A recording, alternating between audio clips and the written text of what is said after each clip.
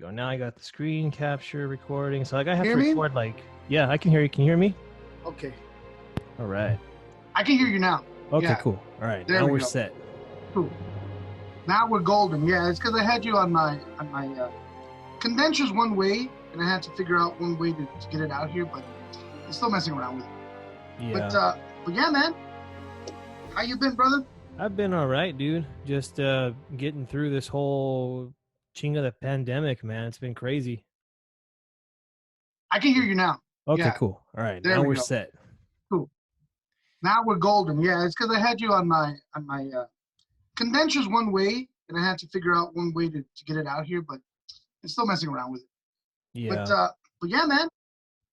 How you been, brother? I've been all right, dude. Just getting through this whole ching of the pandemic, man. It's been crazy. What can you do? Shit, man. You're telling me, brother. I've been I turned down 9 gigs for Mother's Day Oh shit. because I'm refusing to do curbside gigs, man. And the reason is, dude, this is coming from me. I'll play a gig on my birthday, dude. I don't give a shit. Yeah. You know, I'll play a gig Christmas Day. Sure, why not? But right now, since I've been living with my folks, you know, and they're Touchy. older. My dad's 72. Yeah, Know? you can't risk it. I can't risk it, bro. I can't risk it. And for what? For $60? For $100? You know, It's not worth it. it's not worth it, bro. And honestly, yeah, I just turned down one for Cinco de Mayo. This guy wanted to hire me for 2 hours in Phoenix and pay me $125 plus food. I'm like, yeah, you know, Yeah, thanks for the food. I can do without your fucking food. yeah, I exactly, dude. don't need your Now, goddamn beans and rice, man. I'm good. I know beans and rice makes everything nice, but you know what? Money talks, brother. And Yeah, for real. you know, his excuse was, well, you know, there's not a lot of work for you guys right now. And I'm like, Okay, verga. How dare he? You know what I mean? how dare he? And How I'm like, dare he? listen, brother. I said, well, tell you what, man. When you value the people that you hire, then we can talk because I don't go up to Phoenix for less than 250, bro. Mm-mm. And that's without a pandemic. You know what I'm saying? Right. It's pandemic rates right now, bro. It's supply and Pandemic demand. rate. Yeah, man. And honestly, dude, I hung up my traje about a month ago, and I'm like, I'm just gonna write it out, man. Yeah. You know, write it out. Hopefully, because I mean, my logic, and I wanna get your opinion on this, but my logic is, even if they open up, even if Arizona opens up on the 15th, I'm still gonna wait, bro. I'm Yeah. still wait 2-3 weeks, see how everything pans out. You know, and That's pretty much where I'm at as well. I mean, it's true that you see everybody posting their opinion about this stuff, and then the overwhelming opinion that I see from people that are nurses and are doctors is that you're going to go out there at your risk and at the risk of everybody else. And I'm like, okay, yep. So that's the opinion that I care. I don't care about a conservative businessman's opinion. I don't care about a liberal student's opinion that doesn't know his ass from his elbow. When I talk to doctors and nurses, and I know a few, my wife is one, they say you're going out there at your risk and you're putting everybody else at risk. And I'm like, okay, well, I think I'll just take a tall glass, so shut the fuck up, and I'll stay inside. you know what, man? That's what we got to do, bro. Because I mean,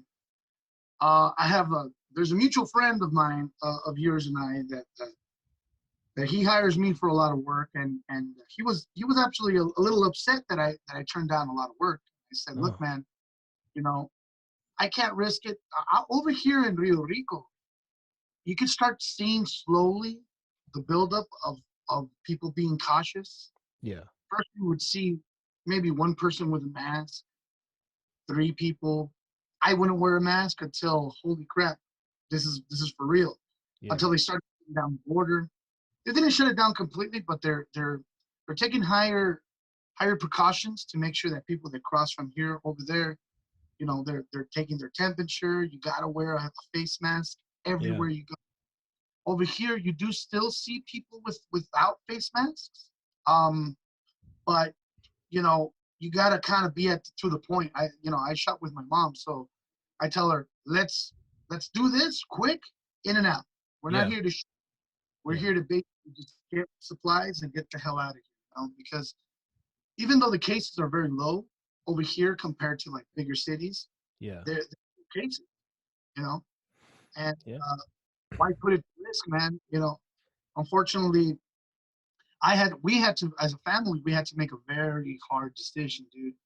So my mom's been taking care of this little kid for 10 years, bro. You know, the little boy's like my kid. I don't have kids, but he's my kid. He's like Right. my hijo postizo. Right.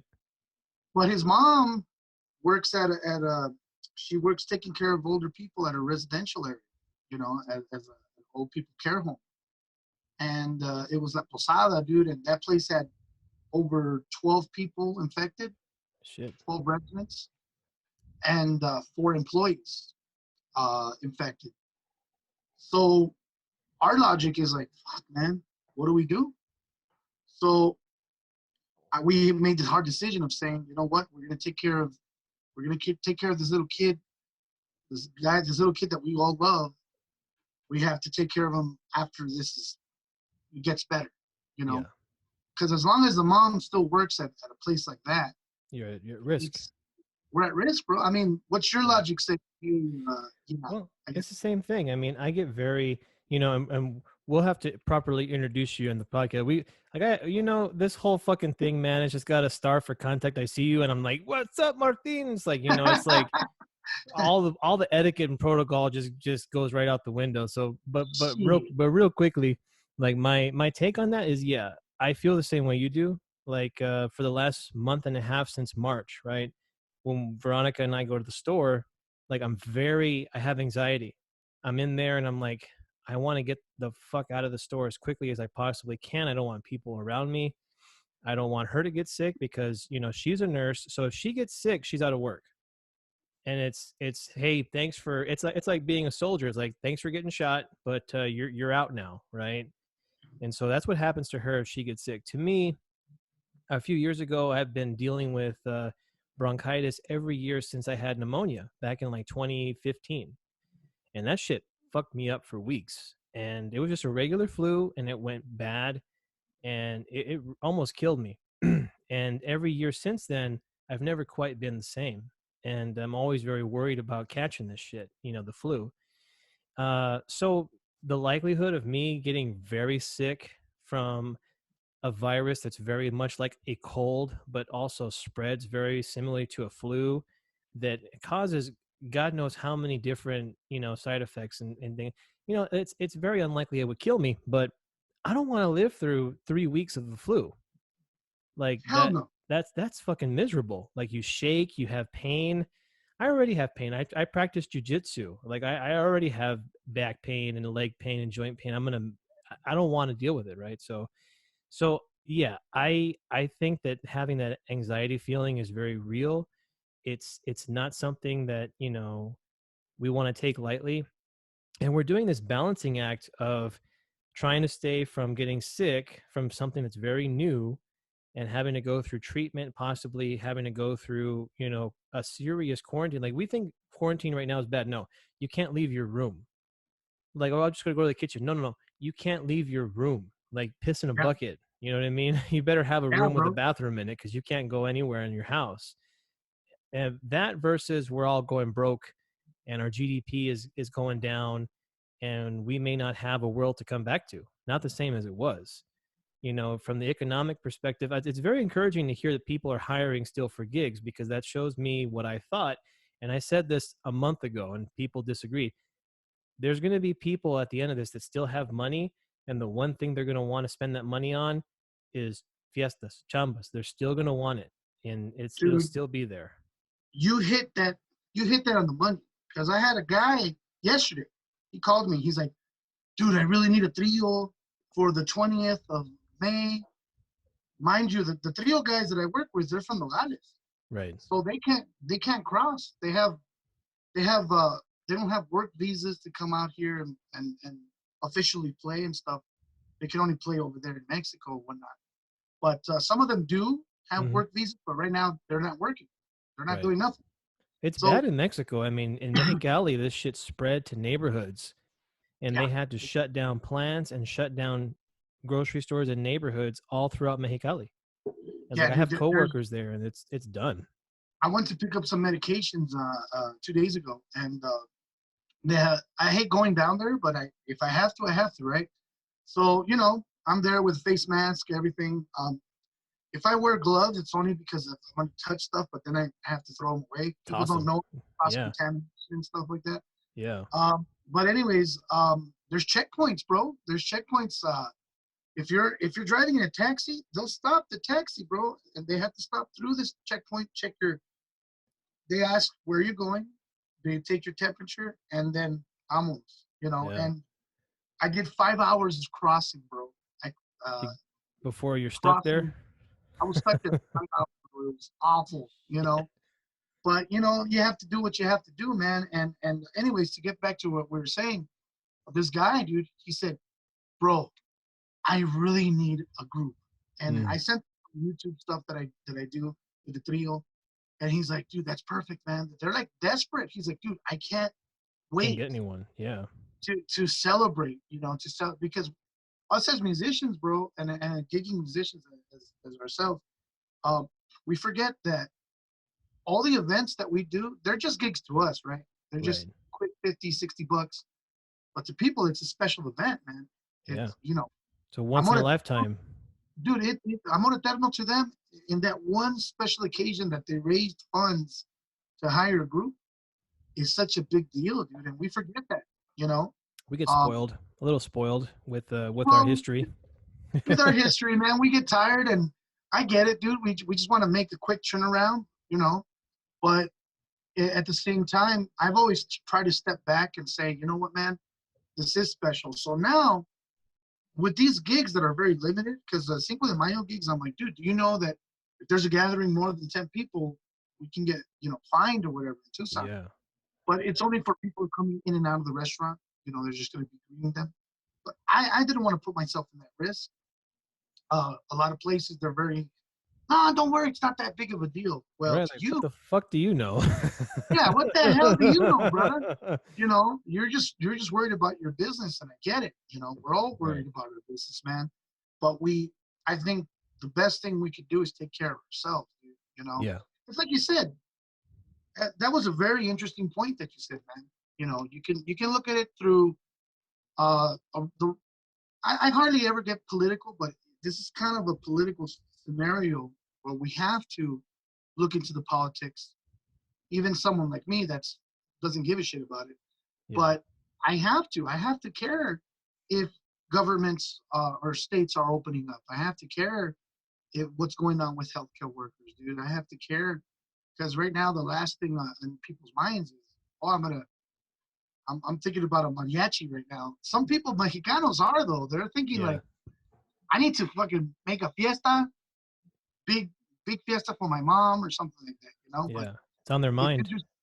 Yeah, man, it's the back of their mind, but it's interesting what you said that you know you can look at it through all different ways of seeing it, but the fact that you have a healthcare worker in the front line and I honestly value their opinion more Yeah. than any political anybody because they have an agenda. You see, Right. Right. They have an healthcare work. agenda. They have a Yeah, caucus. yeah, Nurses and doctors, they themselves don't want to die, and they themselves don't want to see patients die, and they also don't want to be overwhelmed in a system where they have to either stay or quit, and it can get really bad. Well, man, let me introduce you real quick to the viewers of the Play Mariachi podcast. So everybody, this is Martin El Chukis, El Super Chukis, longtime Tucson musician, longtime armonia player, lap dancer, whatever you got for him, he'll the do it for works, you. the works, brother. In In the traje. traje, out of traje, we'll see what happens. It's just Oh good to see man, you, man. This whole thing, I did a podcast with Adrian the other day over Zoom yeah, and just man. getting acclimated to this whole new environment. And it's tough. It's tough being that we can't contact people, having the mariachi conference just kind of passes by, not being able to see people, and just every day looking at Facebook and seeing like a fucking Brady Bunch window of people playing mariachi music, and you're just like, that's what's up right now. It unfortunately, dude. That's by the way. Thank you for having me, man. This is fun. You know, Oh, it hell makes yeah. me look. It makes me look forward to something, man. Because I don't get bored, bro. I always have something going on, man. Either I'm practicing, or I'm watching something, or I'm listening to something. Like, you know, right now I'm catching up on a lot of things, dude. Practicing, especially.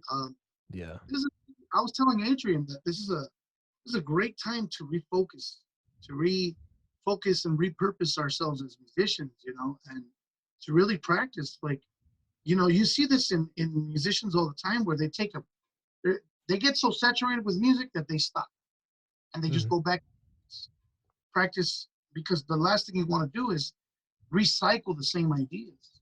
You Right. know, us as musicians, we kind of tend to recycle the same stuff to get us out of the jale. You know, hey, Right. I'm gonna real quick so we can get out of here. You know, Yeah. but eh, the one thing I was really pointing on is as a musician, the new face of everything is digital performances, dude. You know, and so I have a Zoom meeting with uh, with this roster of musicians from California, Hmm. and it's managed this lady of this group that I've been touring with called Jarabe Mexicano. You know, it's like Hmm. a mariachi. It's like a it's like a fusion of mariachi and a band. You know, Right. What you been using but the requinto for? yeah, that's what I've been using the requinto that I'm I so bought for glad I me. sold you that, dude. Like, I always have seller's remorse on Hell selling a yeah. guitar. And I'm like, there's some people I could sell shit to, and I'm like, I don't care, dude, because they're gonna make it famous.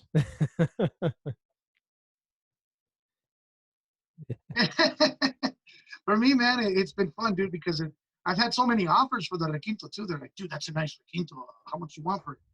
Nah, dude, it's my only one. It's plus it's the one that I'm used to working with. You know, it's hard for Yeah. me to let go to something that I use. But anyways, this the she's basically an agent for. I hate saying, oh, I have an agent, but I have Mm. an agent. I have a lady that Yeah. basically agents take percentage of particular work. You see, it's like Caimanes, but it's more credible. You know, Right. like with an agent, you have to have a biography. You have to have actual nice, well-produced pictures, some videos. You know, make yourself look more credible. Half of mariachis don't do that because they don't They, have to. They they just don't know that. they get Yeah. used to just getting a caiman, get the work. Right. I think But you're breaking up. You think you're but breaking anyways, up a man, little bit there, bro. she You're was telling me that. Oh, sorry, man. yeah, I think the camera is Well, sorry, the man. I do. the internet speed in Rio Rico must not be Can the you same see as me better everything. now, Yeah, no, it's just your connection a little bit. It's a little choppy. dude? Is it better now? I mean, it's choppy a little bit. It's a little Yeah, it's Rio choppy. Rico, dude. It I sucked know. balls. It's like trying to catch up to your words. Let me try something.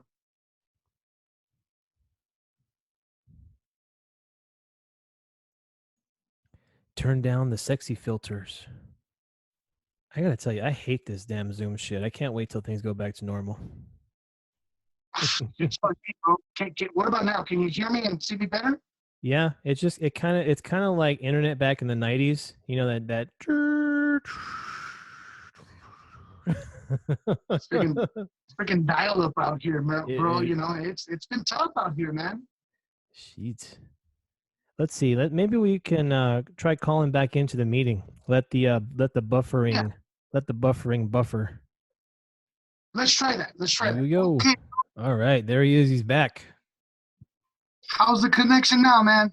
Sounds good. Looks good. Somebody down the street must have turned off their Netflix. Right, dude. You're telling me, man. It's weird out here, bro. It's like I'll have a really good connection, and then suddenly, boom, I have to stop. Like, Just dies out. welcome to Rio Rico. Bunch of nothing. Bunch of nothing.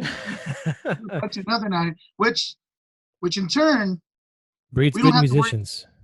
Well, thank you, man. But which in turn, we don't have to rework ourselves for social distancing because we've already been social distanced Yeah. naturally out here. Like everybody's so spread out, you know, that was never really a problem. But yeah, man, let's do part two. Let's do part two, Part brother. two, continuation.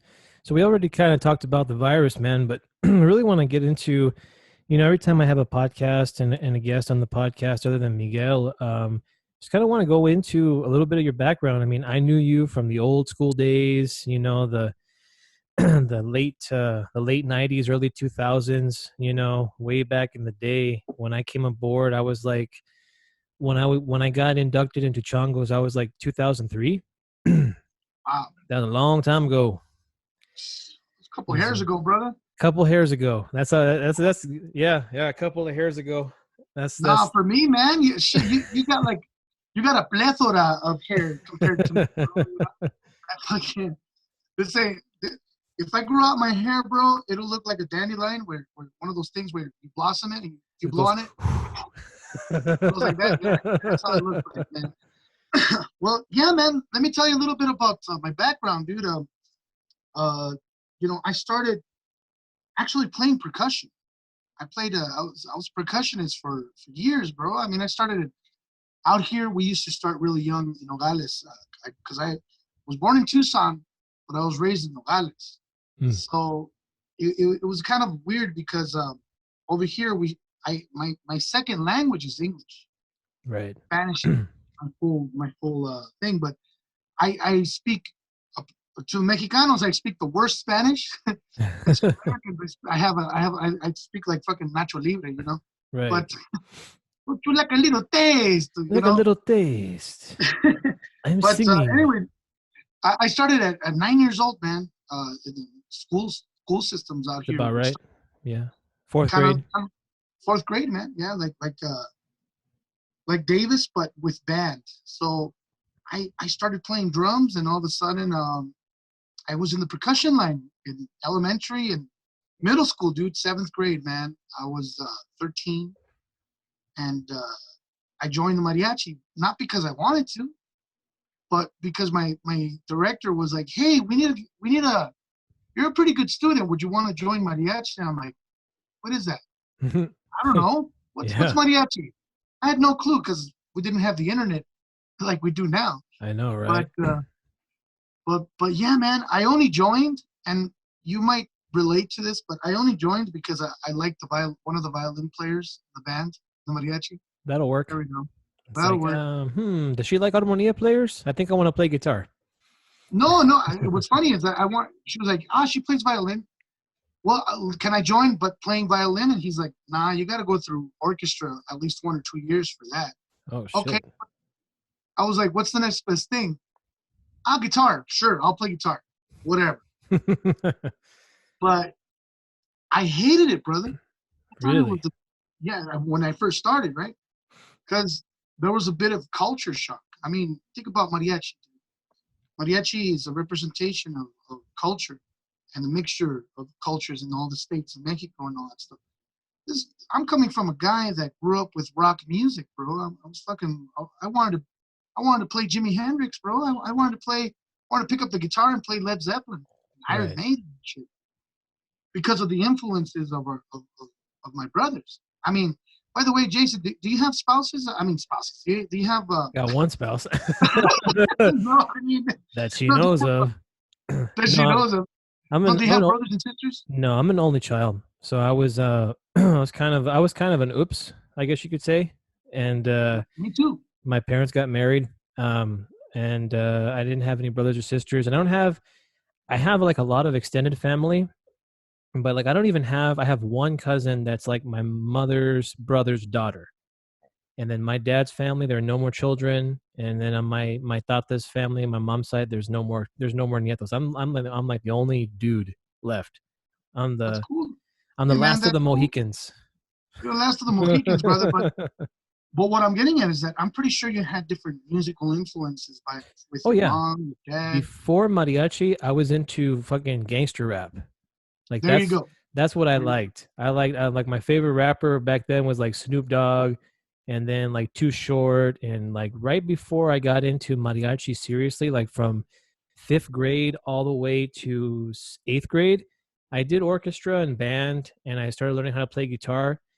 But like I like gangster rap. I like trying to be like a tough kid. It was weird. I used to like to start shit with people, and dude, I bet you 2000 Chronic 2000 was on tap at That your was the house. shit. Yeah, that was my shit. But at the same time, my mom. So I've talked about this a lot in the podcast. I came from a musical family. So my nana, right? She plays accordion, she plays piano, she sings. All of her sisters, they all sang like fucking Lola Beltran. And her dad, my great grandfather, he was a bass player, guitar player, piano player, and saxophonist. And so when I grew up as a kid, all I knew was música mexicana and the trio. And I grew up listening to my uncles play trio guitar. So we would get together at my great grandfather's house or at my tio's house, and they would steal the Oscar de la Hoya fights on like the black box cable, and they'd watch the fights, and all the kids would run around. But then after the fights, enough alcohol, like all my tios would start singing like "Nada me importa," bum bum bum bum bum bum bum, dun dun dun dun dun dun dun dun, like, and then it caught my ear at an early age, and I was like, I want to do that. So it was like half of that, and then half of like gangster rap, and wanting to be like a little thug kid. But then at Hell the yeah. same time, having mariachi in the background, before I came back to the South Side, I was going to Floyd Wells for a while. I had gotten into some trouble. And so I went to Floyd Wells, and they just had band. And I was getting in trouble there too. And I was coming back to Pueblo, but right before I went back to Pueblo, my mom had gotten a hold of that live disco from fucking Luz de Luna that Ruben did, Yeah. where Johnny's doing like the Guantanamera guitar solo. I got a hold of that, and I would listen to that for that's like what I would listen to. Like I would pretend like I'm listening to like some rap music, but at this on the bus I'm listening to Ruben's group play. I didn't even know who they were. Had no idea. I was like 14 years old. I didn't know who any of these people were. I go to Pueblo, and like maybe within 4 months, I'm in Changos, and Johnny's my teacher at Pueblo. Yeah, dude, it's just the craziest thing. Like it just hit a certain point, and then it just from there just kind of skyrocketed from there. Dude, that's exactly what happened to me because I mean, the reason I was going to talk about influences is because I never really had the quote unquote mariachi influence. I only had all the music from I have three siblings Mhm. and myself. I have three older brothers. I'm the youngest. So my older brother was into gangster rap. I mean, I listened to all that stuff. NWA. I listened to freaking Ice Cube. I listened to Yeah. Predator. Predator. Ice Cube was like on tap at my house, bro. Yeah. But then my other brother, he would listen to nothing but metal, dude, like heavy metal. You know, People think, oh, metal, freaking Metallica. No, Metallica's thrash, Yeah. but he was listening to like fucking Iron Maiden and Rush, the more experimental type of rock, and so I started listening to Headbangers. all that, yeah, all that stuff in the background, and then I had my brother that was into alternative music, and then my mom listened to nothing but Elvis and doo-wop, the Beatles, but my dad listened to banda and norteño, dude. Straight up norteño. I mean, Yeah. he's listening to fucking Carlos y Jose. He's listening to Miguel and Miguel, but never mariachi. It was weird. When I joined mariachi, dude, at seventh grade, I was like, what is this tata music, man? I have no idea who Jose Alfredo is. Why do I have to learn El Rey? Why do I have to learn, Prisionero de Amor by some Javier Solis or whatever? Right. Luckily, dude, in Nogales, I was very fortunate to have a good musical program. The musical program now it has nothing on what it was because they've lost their orchestra program, in Nogales. Oh But shit. back then, they were starting us at third and fourth grade, band and orchestra. And I was one of those band kids, dude. I played percussion all from third grade till high school, you know. But all of a sudden, seventh grade, I was carrying a bell kit that had like bells and drums and stuff in it. And all of a sudden, I added a guitar to it. Shit. So I have my backpack with all my books and a bell kit and a freaking guitar. And I'm just like, all Walking right, around, trying not to get jumped. try not to get jumped. Yeah, because I grew up in the hood. So it was luckily my older brothers kind of took care of me in that sense where I didn't have to worry about, bullies and stuff as much. Yeah. But music really helped me stay away from that natural habitat, bro, of the being of this madre. You know, Right. because my brothers got into selling drugs, my brothers got into doing drugs, and my the brother that's the third youngest, he escaped by going to the army. He Right. escaped his madre by going to the army. My escape was music. Right. So instead of hanging out with the usual kids in the neighborhood, I was always busy. So Right. when I joined mariachi, well, it didn't work out with the girl, right? It didn't work out Yeah, with the no, it girl. never does. It It never never does. works out with her. It never works out with her. But all of a sudden, dude, after getting bitched out for not putting in a lot of ganas, Hmm. it kind of clicked on me, and I started putting more ganas, dude. I remember auditioning for the from beginners to the intermediate mariachi, and they had us play and sing. Well, I did awful, dude. I did Jalisco. Uh-huh. I could play and sing, but I tried and played and sing, and I totally bombed it in my mind. But the educator, my director, was like, "At least you tried." That's and I made it. I made it to the advanced group. So that year, dude, I was introduced to mariachi. It didn't start escalating because it's not like in Tucson they start the kids really young, Davis, and you get exposed to the culture. Yeah, even Over back here, then. back Like then, yeah, even in the early 2000s, like when I came aboard, I was behind. Like yeah, yeah, Sammy, Luis, Carlos, they all had like years on me, yeah. and they Those guys. fucking they let me know it too. Oh, dude, you telling me, man. So what's funny is that we never really got a taste of the Tucson scene until I started getting really into mariachi. I joined a youth group. So Hmm. I show up to the youth group, dude, and it's basically everybody in the mariachi class. It was like 30 people there, dude. And then all of a sudden, it got filtered out to 10 of us. From those 10, we became 7 to 9. And there, dude, we started noticing that my first gig, dude, I only knew 4 songs, and it was my birthday. So on my birthday, dude, I made like $100 that night. Back then, they would Nice. pay us like $15 an hour, but I'm like a middle schooler going, holy shit, you get Like, paid for this, I got you paid for know? this. Yeah. You get paid. So that, dude, opened up the door of culture. And it didn't really start getting accelerated until we started hiring Cuco del C. So, like, we never really had teachers down here. I mean, we had our director who played fiddle, but that's it. He played fiddle style, but he didn't play mariachi. Right. So And you get old Ruben school Moreno, margachero.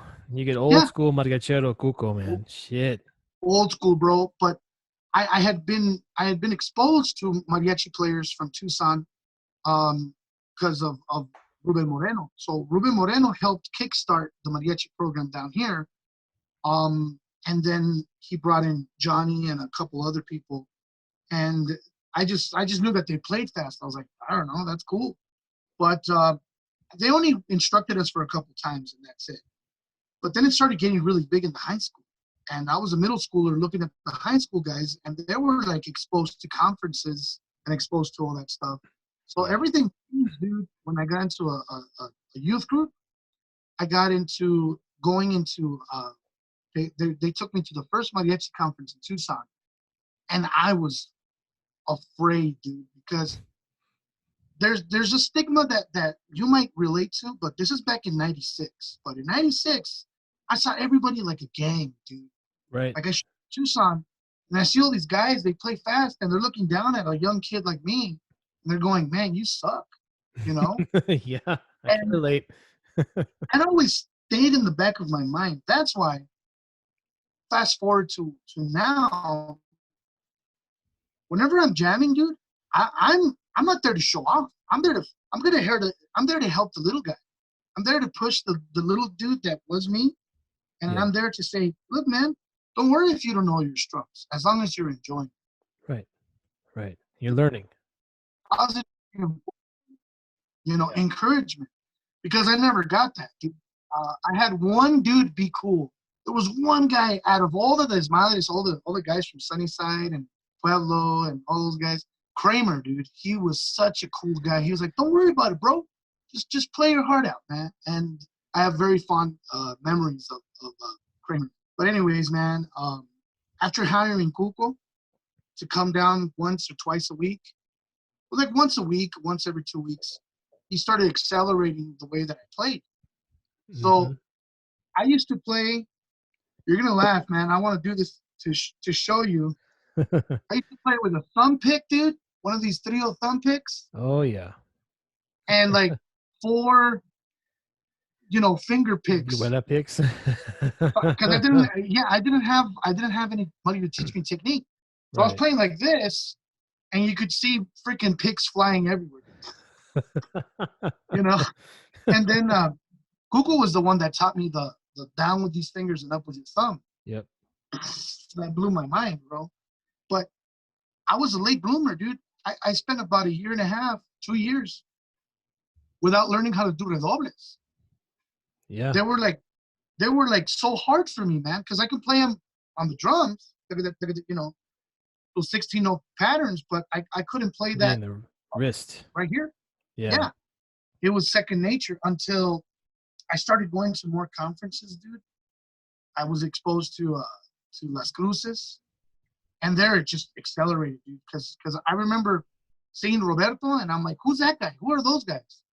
Oh, they're like a premier mariachi. They're badass. I'm like, okay, cool. And then I see Roberto at a jam session, and I'm trying to take out La Bikina with the up slaps, Yeah. and then he just schools me. He's like, no, man, you're doing it wrong. Check this out. And he's like up slapping like nothing. So what I'm saying is that you get this hood kid from Nogales, where his brothers sell drugs and shit like that, going to a school system that has mariachi, going to a youth group that start exposing you to great people like, Cuco MC. And then I started going to high school, and I started being exposed to all these different conferences, dude. Went to Guadalajara 11 times, throughout the years. All of a sudden, I'm looking around in my senior year, and I'm going, holy shit, dude. That's me. This is me now. You're the guy. I sing folk music.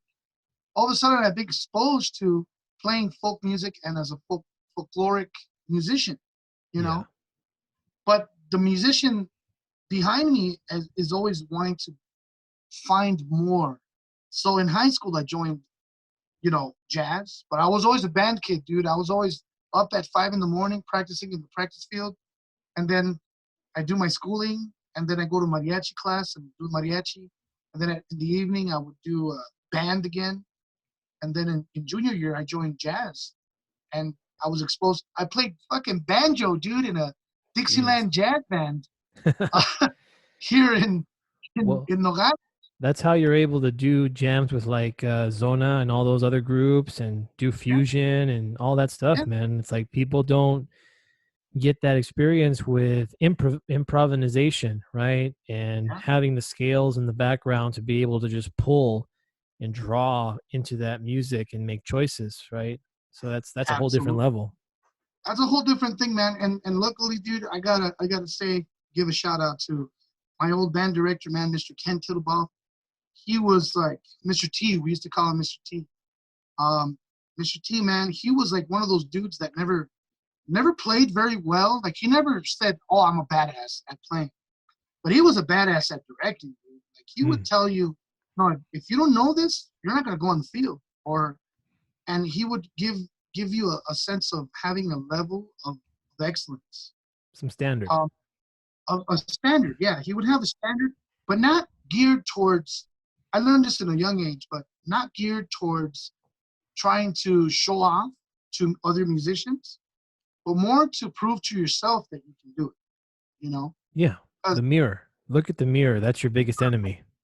Exactly, brother. And so all of a sudden, man, in high school, I'm exposed to the competition mindset of mariachi. Because, dude, down here there was like 4 or 5 mariachis, and it was like a gang. Yeah. It gets It that was like way. a gang, dude. Was it like that in Tucson, bro? Because I'll tell you a little funny story. It was like we would be at a gig, and another mariachi who bought like an old school like limousine would show up to our gigs, line up in formation and stand right in front of us while we're playing. Oh. And try to take out, they would try to find the space in between our last song to start a song and try to promote themselves at our gigs. Ooh. Yeah. I Yeah. don't know. I might ask someone to hold my guitar real quick. I'm gonna go talk to their director. Yeah. Tell them to get the fuck out of here before it gets violent. Yeah, dude. I just remember those people always getting kicked out. The mariachi was called Mariachi Sombra, and they were like our rivals. I mean, that's like Whatever. no class. There's no class doing that. You know what I mean? Oh, And that's just a straight up diss, man. You know, to dude. answer your question, in Tucson, it was a little bit like a gang. Not to the. I don't remember a group doing that to us. I just remember a lot of shit talking. So I was in Changos, right, for about 3.5 years, and I went to Pueblo High School. So you got the Sunnyside people, you got Pueblo people, you got Tucson High. Those were our biggest. And then Sonido was kind of like, they were still very young, right? So if we were 17, 18, they were 18, 19, right? And they were the youth group at the time, right? And so it was all really intermixed. What I remember was everyone would look at the guitar players of the current groups, be like, okay, who's one upping one another, right? And we all knew who was better, right? It wasn't me. I was too far behind, right? But I would take the extra time and practice and really make sure I had my set down, had my theory down. But yeah, it was a little bit of that whole thing, but because we all went to the same schools, right? So I went to Pueblo, so everybody didn't think of me as a Chongo kid. They're like, he goes to Pueblo.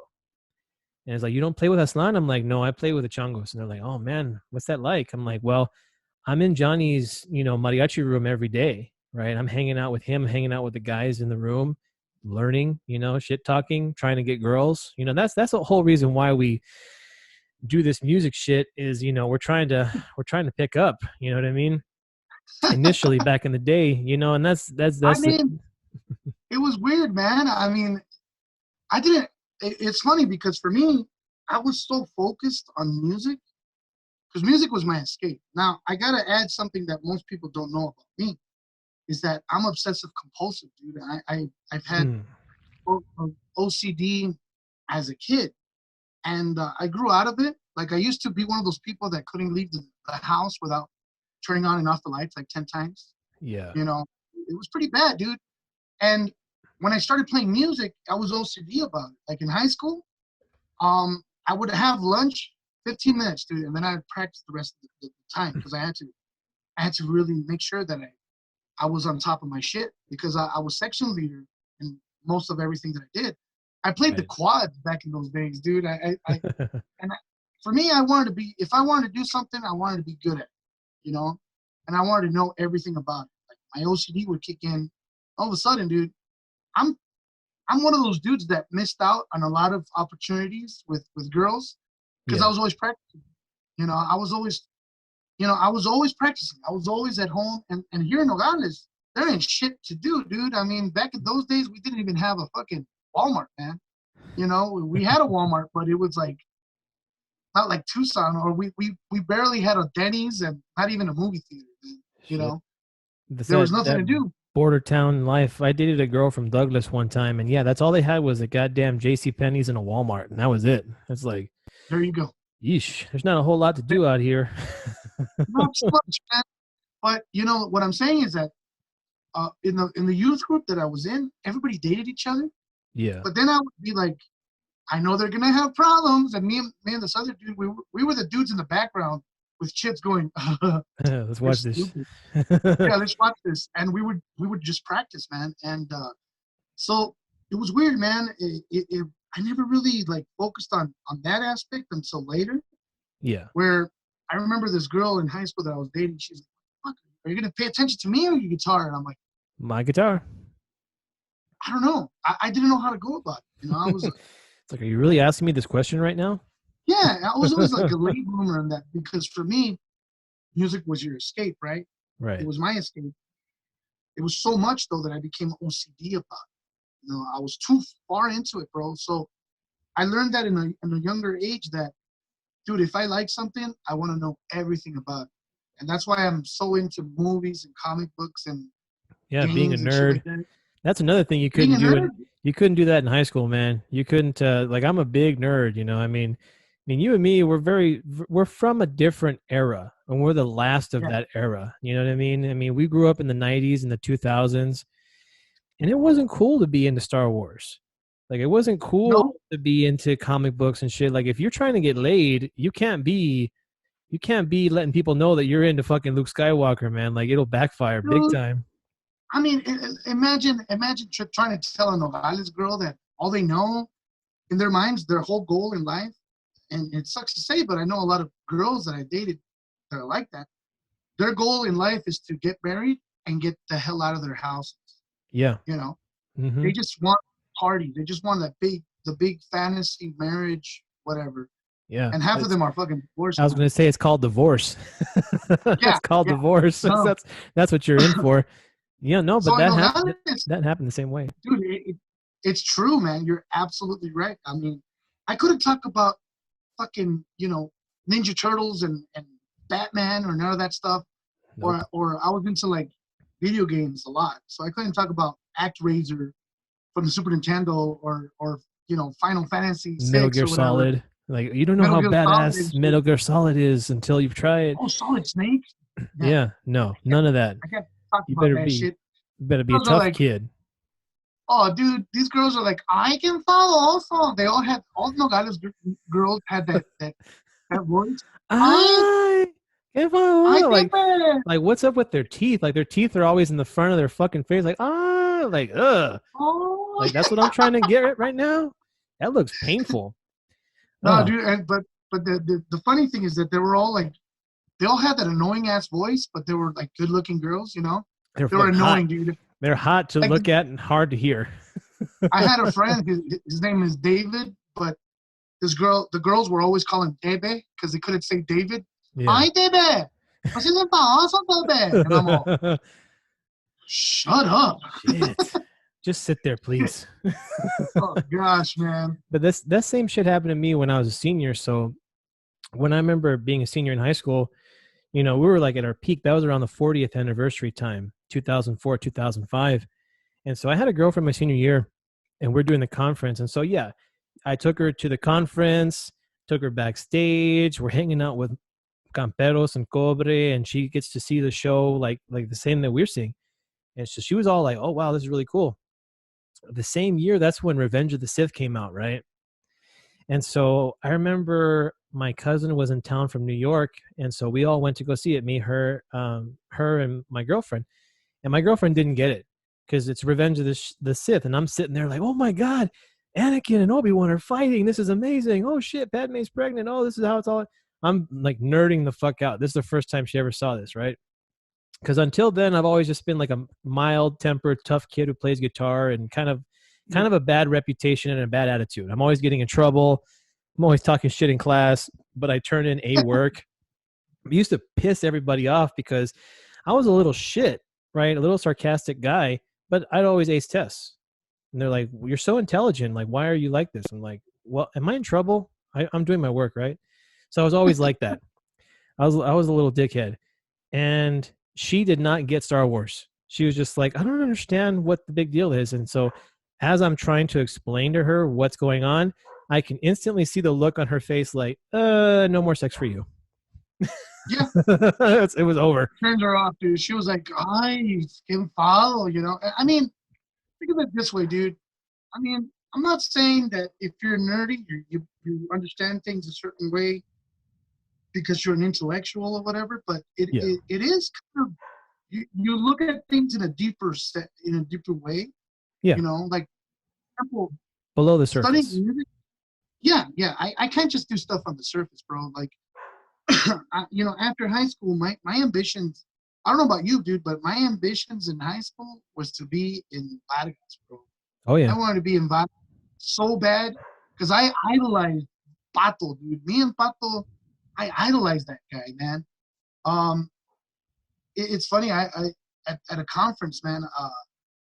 I remember taking him out to eat some Chinese food and shit here in Tucson, Yeah. and kind of picking his head, but not really, just wanting to hang out with him, man. He was a cool dude. Um, but then he bitched me out at a jam session, bro. Bad. It was bad, bro. But I'm there my senior year. No, actually, I had already graduated. It was like 2002, 2003, and I'm jamming out, dude. I just playing. We're playing CY Typo, right? And what is the tendency of most rhythm players? Oh, They either fucking they warp play the speed. song, or fuck 'em up. They want to play everything under the sun, right? Right.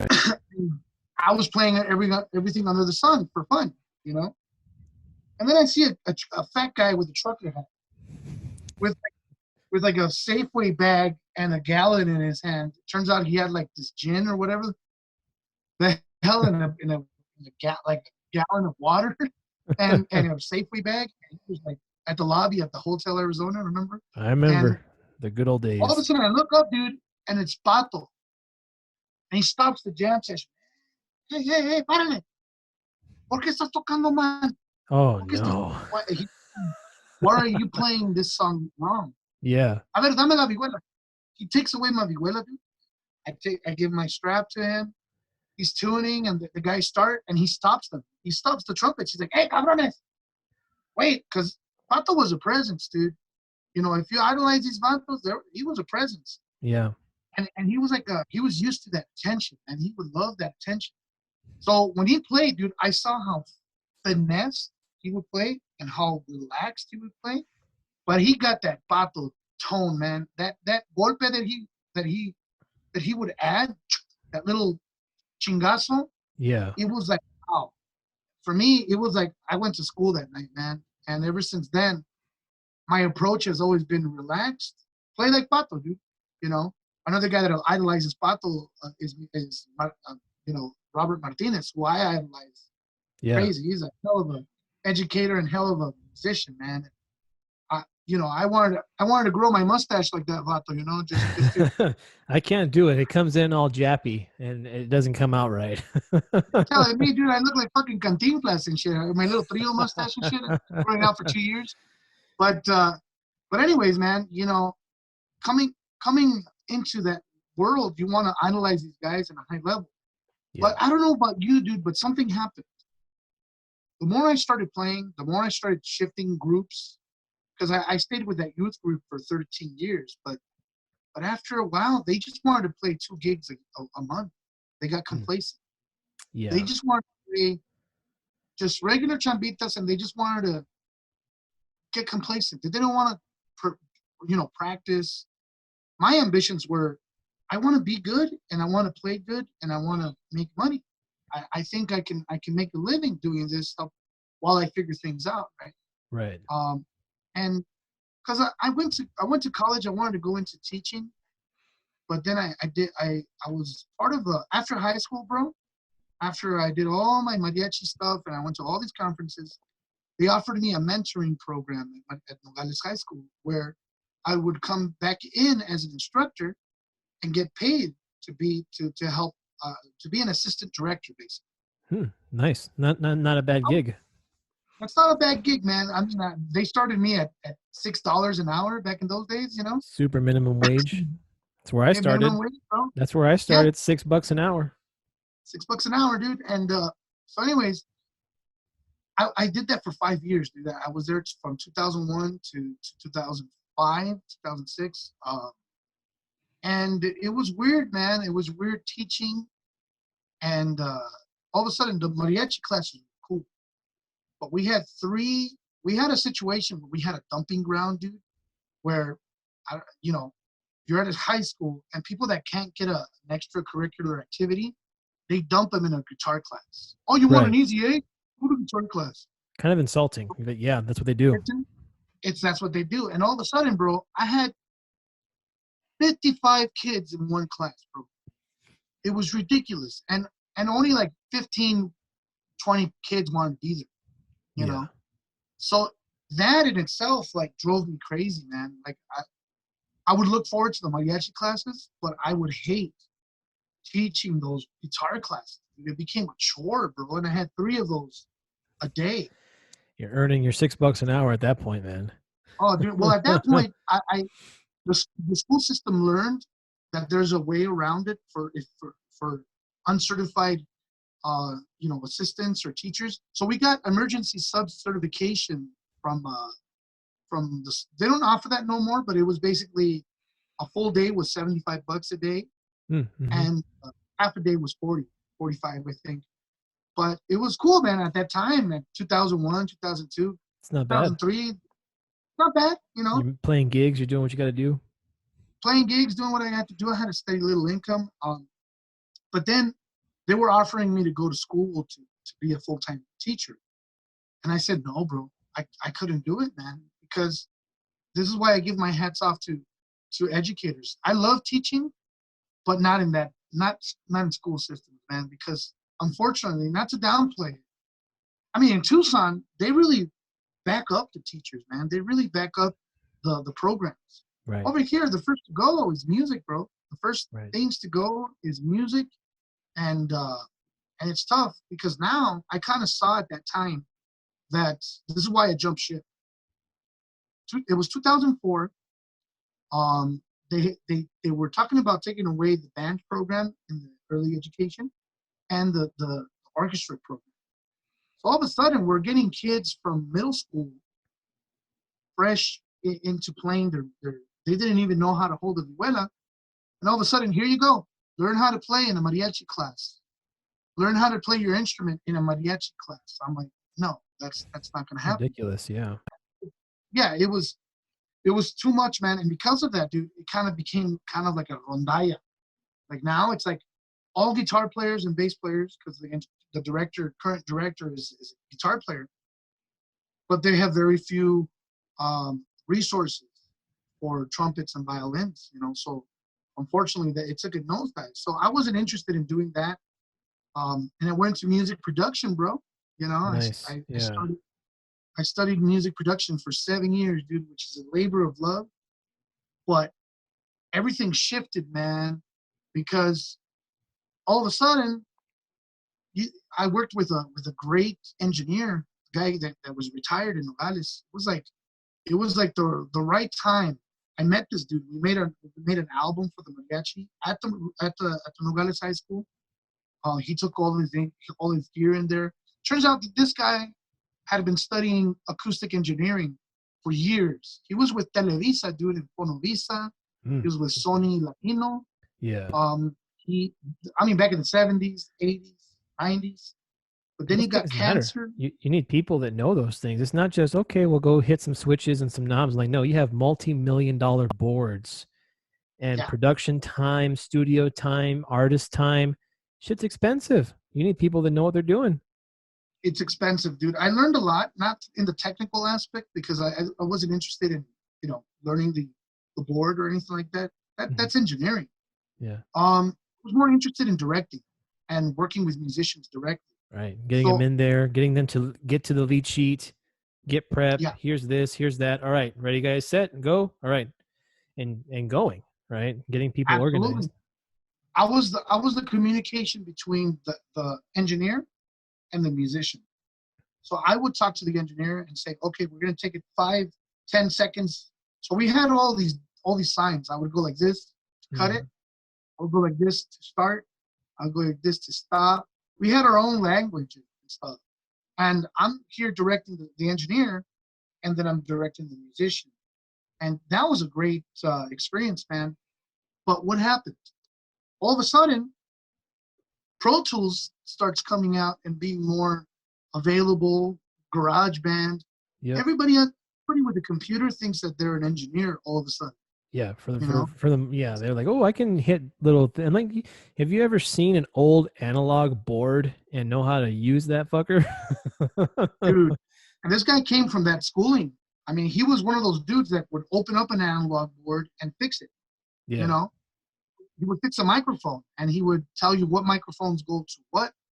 So I started producing with him, but it was hard, man, because we ran out of money. We ran out of money it was like a schooling for me, man. And unfortunately, he was very anal about perfection. You see, because when you get hired in a big studio, in a big company back in those days, you would just come in as an engineer. That's it. You wouldn't produce. They already have producers and directors and all that stuff. You would just come in. Oh, what are we recording today? Oh, guitars. Okay, cool. That's it. Right. So they never him produce. So when he had the opportunity to produce on his own, it was like perfection or nothing. There was no middle ground for him. Yeah, So that's what happened? problematic. It's very You problematic, can't dude, be a because all of a sudden, director or a producer without a little bit of compromise. And, not everything's going to be perfect. So you have to find a way to make it as close to perfect with compromises. That's your job, right? it was tough, dude. We started noticing that we started shelving all these. We started with a Christmas album with mariachi, and it was great. I had Google play on that. All of a sudden, he didn't want local voices. He wanted to bring the fucking Sinfónica, the voices from the Sinfónica de Jalisco or some bullshit over here. So And it just expensive. kept growing and growing, and it became more expensive. So what do we do? We're gonna put that in the shelf and start another one, and then another one. All of a sudden, we have like 6, 7 albums that we're working on. At the same time, I'm learning. I'm learning how to produce. I'm learning how to put stuff together as a director. But nothing's happening, and it got so bad, bro, that he lost his house. Shit. You Yeah, know, while those projects are on shelves, they're not earning revenue. You got to they're be a not. closer. No, That's the biggest quality of any manager, producer, anybody who's, and even artists. You look at you, me, other people that we know, they're closers. They're like, they'll get in there. Look at Louis. I've seen him take a soundstage away from an engineer before because he didn't know what he was doing. He's like, no, this is yeah, how we're gonna do this. And it's like he didn't go to school for that. Some dude went to a community college or a college and to learn sound engineering. Doesn't even know what the fuck he's doing. And then you get Louis in there and he'll be like very nicely and tactfully, like, I'm going to take over the board now because I know what needs to be done. And he'll get in there and, he's very technical like that. And that's one yeah, thing that yeah, people don't sell a lot from mariachi is like with your director, being a perfectionist, having a little too much of that ego without enough of that compromise, right? It's like, how do you blend that? Like, how many times have you gone to a stage and there's a sound guy and he's treating the mariachis like they're goddamn like hired servants at a bar? Oh, fuck that. No, no. Dude, I started experiencing that with Jarabe Mexicano because that's all they do. This is a stage band. I mean, they don't do gigs, private Right. gigs. No, they do stage shows and stuff. That get sponsored by all these different Mexican consulates or whatever. But yeah, man, I mean, you show up and you gotta have a sense of professionalism. Yeah. And the more professional you act, the more you start demanding that from certain venues. Yes. And there's guys that they talk amongst themselves. Oh, we hired that band. Oh, they were dicks, dude. They wanted all this, food and on their riders, and they were just so difficult to work with. Our biggest thing was the sound. As long as we can hear ourselves, we're at the mercy of the sound guy. Yeah. Well, we had this one situation where we went to Telluride, which is a beautiful place, man. We show up at the Performing Arts Center, dude. They told us to be there at 3. We show up at 2:30. We had nothing else to do, Right. Get When there you're early. touring, you're there early, man. So we show up early, and the guy didn't even have nothing set up, dude. Oh, He God. couldn't find monitors. He had a digital board that he had no clue how to work. It was the worst sound ever, and because of him, we were late. We were there just hanging out backstage, just trying to figure out what we can do. And then we're sound checking, and he's like, "Okay, guys, you guys better hurry up. You guys better hurry up because the rules are at the door." That's And not our I'm pissed. fault. Yeah. Yeah, that's what I said. I was like, "Well, listen, man, we showed up early, and because of your incompetence, we're at this point. So either we do this or we don't."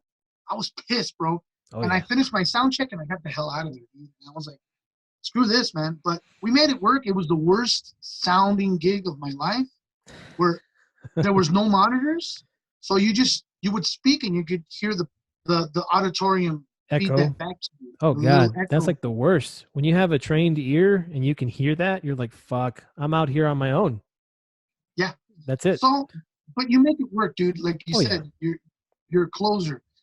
The problem is that when you're producing, you got to know when to say, "Okay, this is enough. We ran out of money. We're gonna shelve it," and that was our idea. We're gonna shelve it and come back to it, but we never did. So what happened, dude? I put all my time into that, And all of a sudden, 7 years left like that. And I'm here like, dude, I need to start figuring out how I'm going to pay all my bills and my debt and stuff like that. And so I had a falling out with the producer, man, and with the director. I mean, him and I were like this, dude. He was like my dad. Yeah. But his health issues were very obvious. His personal life issues were very obvious. He got divorced. He lost his house. But one big thing happened, dude, and this applies to all of us. The market changed.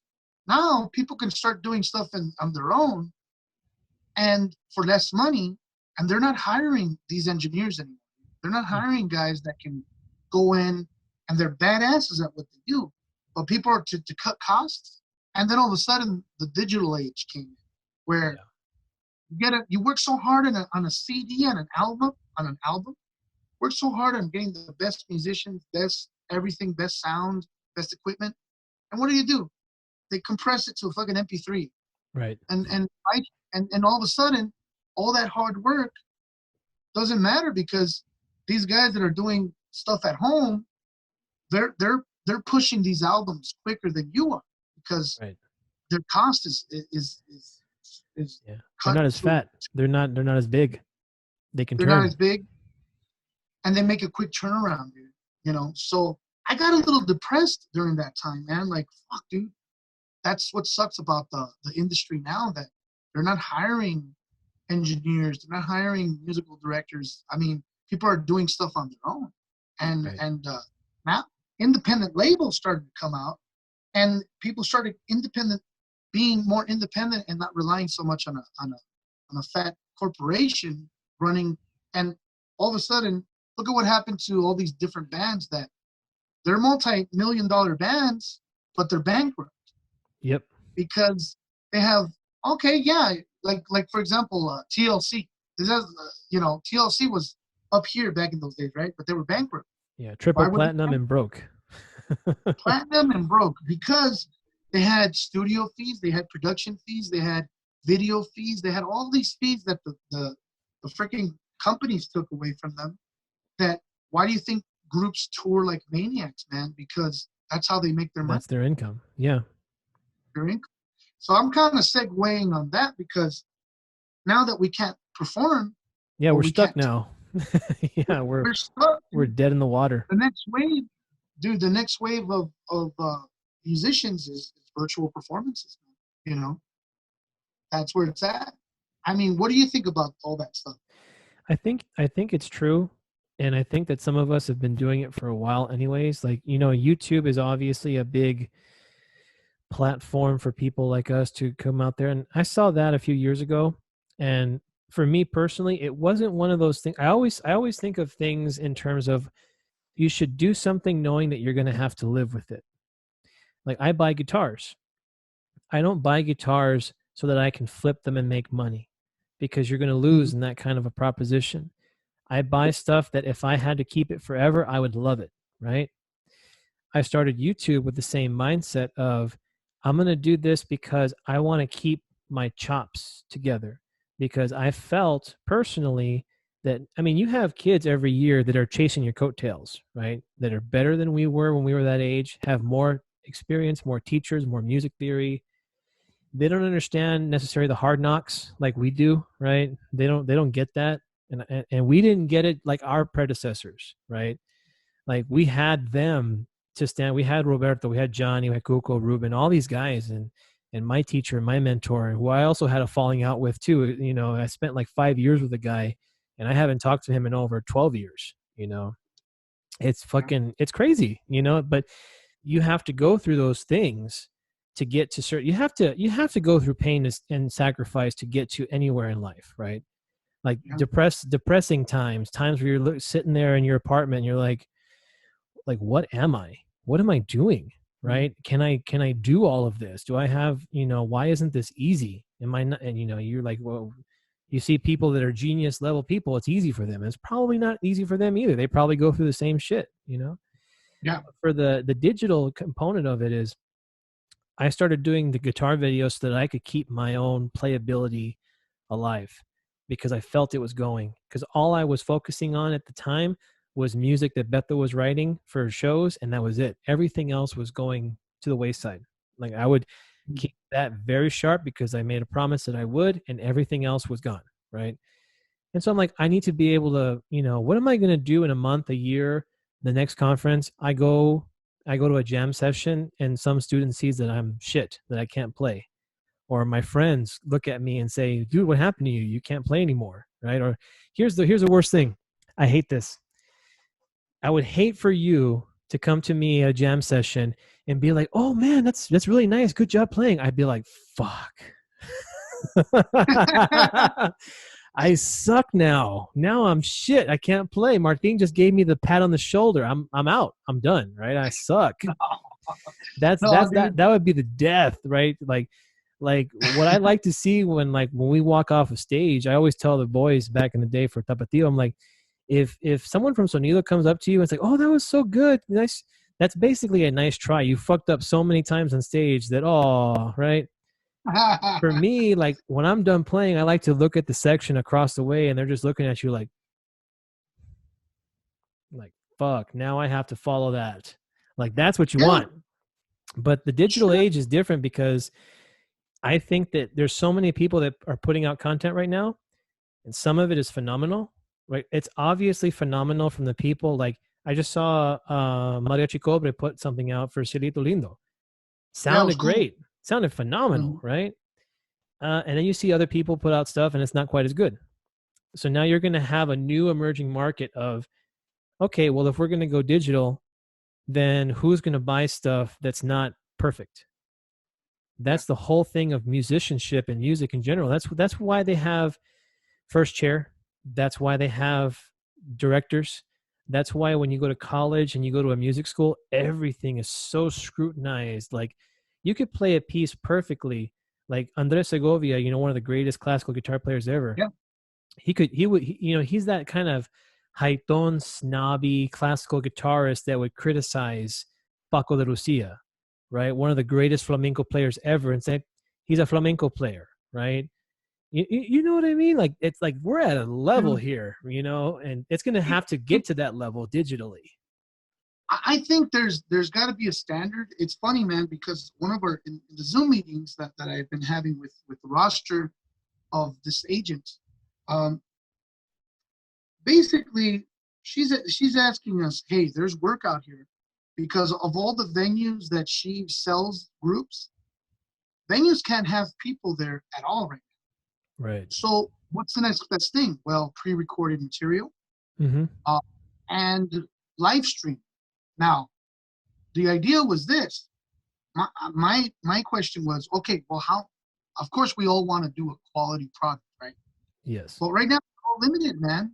Unless you have a fucking recording studio at your home and you know how to run it, and everybody's on board, you know, people like myself don't have in the middle of fucking Rio Rico. Even in Tucson, recording studios are not open right now. They're not a No. priority. Even if you had a great board and a great mic, you're still in your room. That's not acoustically live for that kind of performance. So exactly, and we're all limited because we're doing stuff on our cell phones and our. But that's the idea, though. So I told him, look, are these venues open to understand that we're limited right now because of the quarantine and everything that's going on with social distancing? Are they open to hiring people like myself that only have my cell phone? Yeah, it's a Right. good quality cell phone, but also it's not going to be like, a professional video that I can hire some company to make, and that was the question. So at first they were open to it, but then they went with the more professional quality type of performances. And Mm-hmm. I said, you know what? That's cool, but I'm going to live stream. So I Yes. said, look, I'm not going to do anything that's pre-recorded because I don't have the professional capability of doing it right now. And plus, I need to try to tap into a different market. So the market that I started tapping into was live streaming, bro. So um, I've been quite fortunate to have the time to put stuff together, Um, and live streaming right now, I've been doing it on Friday nights, Yeah. Yeah. and right now, because I'm doing it for my friends and my colleagues and people that you'll be surprised how much support I've had as a musician. Just going on and bullshitting with people on Facebook Live. People look forward to it, and I look forward to it too, because it gives me a way to kind of just play, Yeah. and it makes me feel like I'm at a gig, because I miss it. Yeah. And it helps me prepare for it. But anyways, they started noticing that even though I can't market myself to a high venue or anything like that, I can at least do a live stream. So guess what? They started offering live streaming performances. And I said, you see, you were all anal about only studio quality fucking performances. Live streaming is where it's at. I said, I mean, I'm not here to make, I'm here to make as much as I can, Yeah. but also I want to show this lady that there's a market for it. So I started it Cinco de Mayo, man. Cinco de Mayo, I went on the Facebook page of the Carpenter Center in Long Beach. And I was basically there for donations. And between me and two other artists, Jimmy Collar from Mariachi Garibaldi. Yeah. I know Jimmy. Yeah. Well, his wife did a dance thing, and this other guy from the band, he did like a pre-recorded live streaming, because he doesn't like doing live streaming stuff like I do, like taking requests and shit like that. Yeah. And it was very successful, man. We made about $1,200 on donations. Shit, that's not bad at all for not having to travel and suit up and sound check and all that shit. Yeah, man. It's not bad. And this is coming from people that are not on your Facebook feed. We went on their Facebook feed, and I was just basically just doing serenades and doing requests. I mean, of course, I'm not going to know every single fucking song, right, but I'm going to try. And so it was successful, man. And I did the same thing for the Arizona Bilingual magazine, right. And it's not that I'm exploiting that, but I learned from a really good guitar player friend. You might know him. He's a great guitar player from Tucson. His name is Gabriel Romo. He's one of my teachers, dude. Bad Back, motherfucker, dude. Yeah, back when I was at Pueblo, I took classical guitar lessons from him my senior year. So that's how I. Yeah, he is, and I only had a few lessons with him, but that's how I learned how to use my actual, the PIMA and all the stuff and the exercises, and I would have never been able to play like I play now without Gabriel. Like, he just opened up a whole new avenue, Absolutely, dude. And in this market, man, I started noticing that he goes Facebook Live, but he's got over 5,000 followers. I mean, so he started posting his Facebook Live like twice a week, 3 times a week. And he's playing for donations and shit like that. But I mean, he's got a bunch of followers, bro. I got half of that. But I started noticing, dude, that when I go on Facebook Live, not only do I say hello to friends, but I put myself out there. And all of a sudden, man, thank God, I'm getting donations, dude. I'm getting there was one week where I made $500. Oh shit. That's not bad at all. Just playing, dude, just playing. I mean, it's not like that all the time. That's why I like doing it just once a week. That's it, because I don't want to saturate it. But unfortunately, that's kind of the norm right now, because that's what we have to do to survive. And I'm not the only one, dude. You go on Facebook and there's multiple people struggling to do that. But luckily, dude, like what you were saying, if you cut costs of traveling and food, you make a little bit more of a profit, bro. Because I was going up to Tucson 5 nights a week, Sundays through Wednesdays, and I was making about $600 a week, depending on what I had. But I was spending about $200 on food and gas. Right. So in reality, I'm making like $300, free, for my bills and shit like that. So you cut that cost. Now it's like, man, I'm able to make a decent living, still be at home, still be safe, and not have to put myself out there. Because unfortunately, I don't know about you. Did you Did you have to turn down a lot of Cinco de Mayo gigs, a lot of Mother's Day gigs? Are you No, doing it? I didn't have to this round. I didn't really even get contacted by too many people. I think the folks here in Phoenix that want to play gigs are playing gigs, and I think everybody pretty much knows how I feel about shit. You know, me being on YouTube, it's pretty. You know me. I am. This is who I am. When you see me at the conference, when you see me at the 7-Eleven or the Circle K or on fucking Facebook and YouTube, and Yeah, I think people pretty much got it. That I'm like, yeah, it's not worth it to for me to do anything. You know, I have a career, I have a job, I have my wife, yeah. you know, and I'm not really all that pleasant to Phoenix mariachis anyways. I tell everybody to go fuck themselves, which you know, doesn't get you a lot of gigs. It's funny, man. This guy was trying to bitch me out because I showed up with a black shirt, you know, Uh-huh. Yeah. and, and he was like, "What happened, man? Hey, I thought you were a mariachi." I'm like, "Yeah, I'm a mariachi, but you forget one thing, brother. I'm a hired gun. I'm not in your band. I'm not Yeah. in your fucking group. So unless you're specific and you want me to wear a white shirt, sure, I'll do it as a professional. Right. Tell But me. if you come at me that some of your guys are gonna get pissed off, they can go fuck themselves. I said, Yeah. listen, man, I'm here to show up, play your gigs, pay me. I'll see you later. And I had to be that way, bro, because you'll get taken advantage of, bro. Oh, in a You know, second. And we in grew a up that second. way. We grew up coming up as those naive kids, like, oh man, I'm playing with so and so. I'm playing at Buddy Suisse. I'm playing here. I'm playing there. And at a certain point along the way, you know, any random tocada you get called for, because you get in people's phone books. You know, you're like, Yeah. okay, well, I have a list of people that guitar vihuela, guitarron, voice. You're on a list, right? At a certain Mhm. point along that journey, from the time we were teenagers to now, you've gotten fucked over once or twice in your life, right? You've gotten Oh, yeah. mistreated. You've gotten, you know, those types of things where it's like that wasn't really fair. You know, that was kind of like you don't get paid, you get criticized a certain way, and you're just like shit. You like start rethinking your whole thing. But then now at our level, to have someone at, you know, and this is why I tell a lot of people to go fuck themselves, because I'll get that from time to time, and then I try to be nice and professional. I'm like, oh, okay, yeah, no problem, whatever, yeah, okay, yeah, sure, yeah, I'm sorry, you know, whatever. And then at a certain point, it's like, hey, look, I don't think I like how you're talking to me right now. We're about to have a problem. And a lot of people don't like that because they're musicians. They're not fighters, you know. They're not hood kids. I was like, you Yeah. talking to a kid from Midville Park like that? I'll fuck you up. What do? Shit, man, you're talking to a hood kid from Morales and shit. But here's Yeah. the bro. There was before I went to Disney, I had a certain mentality. Hmm. I did the The Coco show out Coco there. show. Yeah, man. Coco show, bro.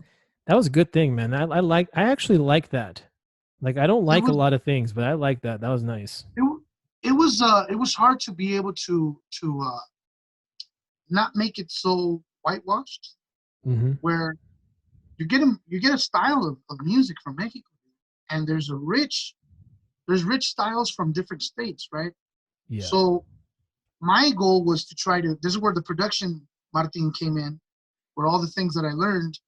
I was like, you know what? Why don't we make it more Mexican? Why don't we add a jarocho part into or a Huasteco part in Poco Loco? And I came up with this cool little strum in the middle of the song. But my mentality going into that was work, right? But what I learned was also you got to create. It's gonna sound silly, but you got to create a magical moment where if you're singing to someone, you forget how special it is to that person. Because we're thinking, us as musicians, we're just trying to maximize our money, but we forget why we're there, right? Yeah. So, okay, you add that with before going to Disney, I was burnt out playing music. So I went and worked at a fucking garage, fixing cars and shit.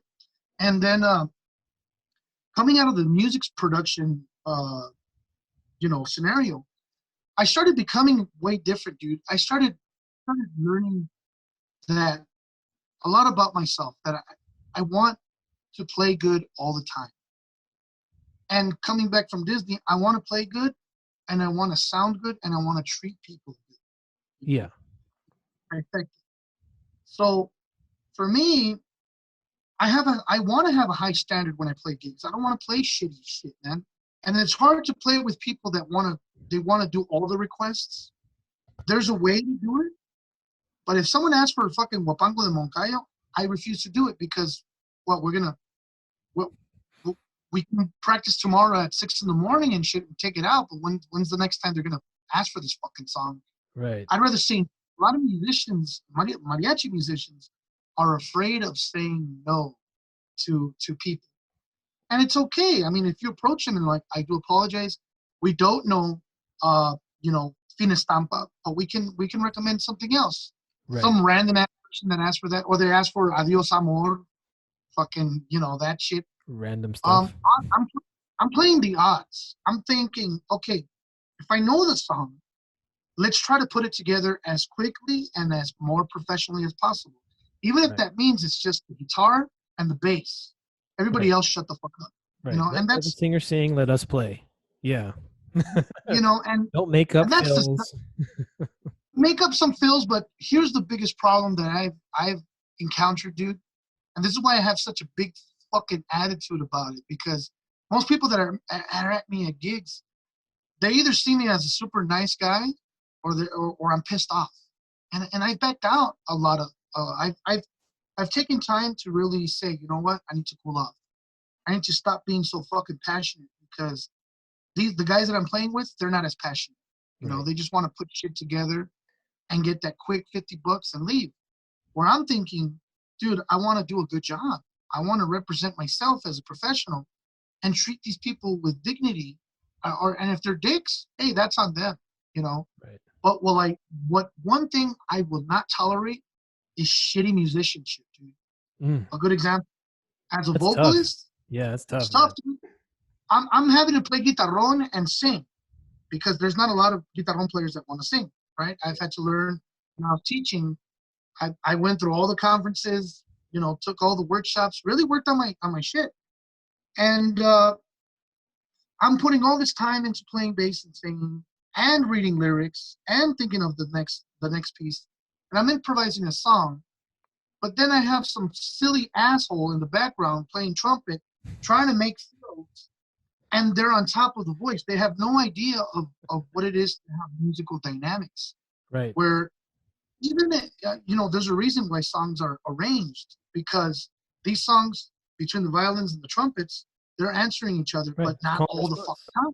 Yeah. There's spots for it. Yeah. Yeah.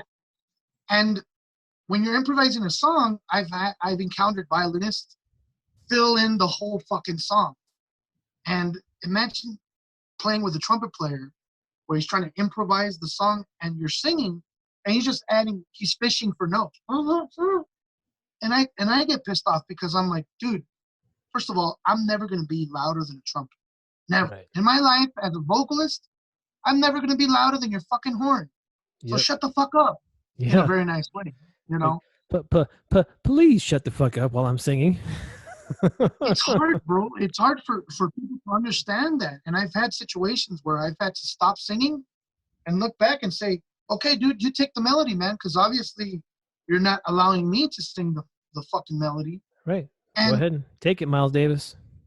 Take it, dude. And it's crazy, man, because these people, they want a quick turnaround, but they don't want to play good. They just want it, como caiga. And it's hard, because if I joined a group that was all about musicality, I wouldn't be able to make a living, dude. That's true. Yeah. Like you're doing this, like the balance, right? Like even with the pandemic, I want to be able to make gigs. I want to go out and see, but I also don't want to get people sick, and I don't want to get sick myself. I want to be able to make a living playing music. I like that extra $500 every week, when you have chambas on the regular, but I don't want to sound like shit, because I come home at the end of the night and my wife is like, how was it? I'm like, ugh. She's like, what's the matter? I'm like, I just want to, you know what? It was shit. And, yeah, we maybe did one or two songs that actually sounded good. And I don't know what I'm doing with my life right now, but I got a wad of cash. I got a wad of cash here. We can go do something. Well, there's the balance, bro. And that's when I have to step back and say, this is just for now. This is just I have to really analyze myself and click myself off and say, hey man, no matter what I tell these guys, they're not going to learn. I'm not here to fucking, sit down. Unless they want to have a sit down and rehearse. I'm all for that, dude. I have a recurring joke that I tell people. When they ask me, hey man, can we play Bodas de Luis Alonso? I was like, yeah. But tell you what, dude, I can get you a couple Greyhound tickets so you can come down to Rio Rico tomorrow morning and we'll fucking practice the shit out of it for next time that they ask. Yeah, we'll get together at your house tomorrow at 7. I'll bring the coffee and we'll practice it for the next fucking time they'll ask for it. We'll be ready. But when's the next time that they're gonna ask for it, And right. for me, I'm sarcastic about it, but I'm telling them, dude, we're on the spot. We don't want to fucking do a balcón mariachero bullshit. No. Now, if you know the song, if you know the lyrics to a song, I'll accompany you. But that's it. People will be happy with just the lyrics, the intro, lyrics, outro, a la verga. That's finish. It, man. Yeah. And I get it. Some melodic players, because I'm a melodic player too, playing requinto. I approach it like, listen to the albums, man. If you listen to trio music, the requinto stays the fuck out of the way, bro. They do the intros. In between the song, they might add a little fill here and there. Off the singer. Yeah. But they're all singing. Yeah, always off the singer. Always off of the singer. Always off. They sing a cadence. Da da da da da da da da ba ba ba ba ba bum. Da da da da da da ba da da da da. It's always off the singing, right? They never just like start playing along with the singer and drowning him out. Yeah, dude. I mean, I tell people, listen to Sin Ti, bro. Listen to Los Panchos, Sin Ti, Sin Ti. No podré vivir.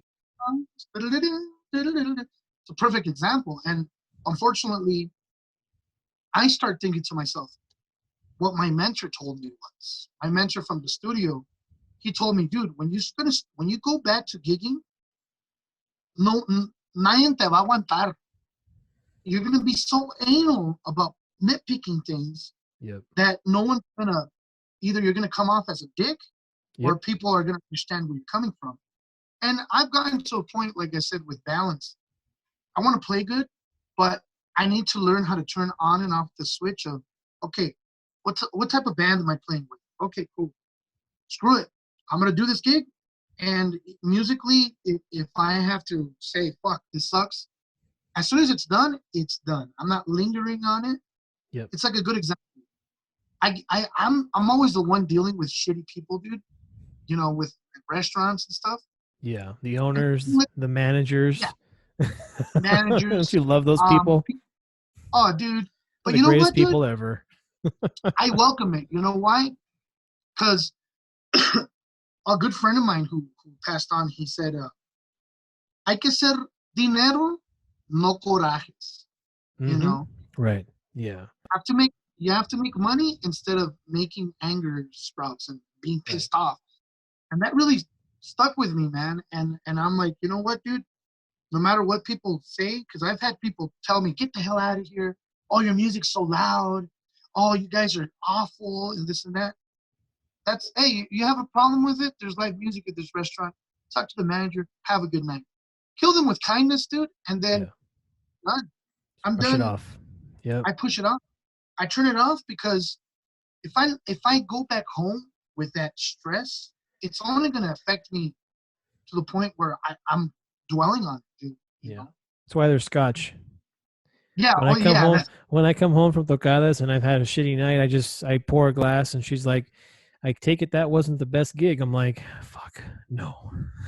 But then again, that probably happens to you because you have a standard, man. I mean, with the man, and you're playing blues. It's so hard, dude. I mean, I think back to those days. I'm like, how, like you said, adjusting, right? Turning that switch on and off, not to be haitón or creído, not to take the assumption that everybody's going to be at the same passionate level you are.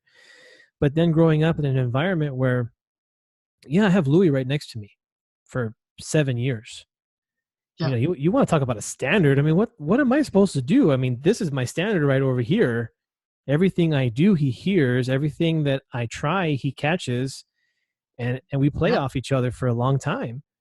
And then even my, being in Changos and my teachers back then, being a student from Cuco, doing conferences every year, just my whole history, to all of a sudden hit that wall.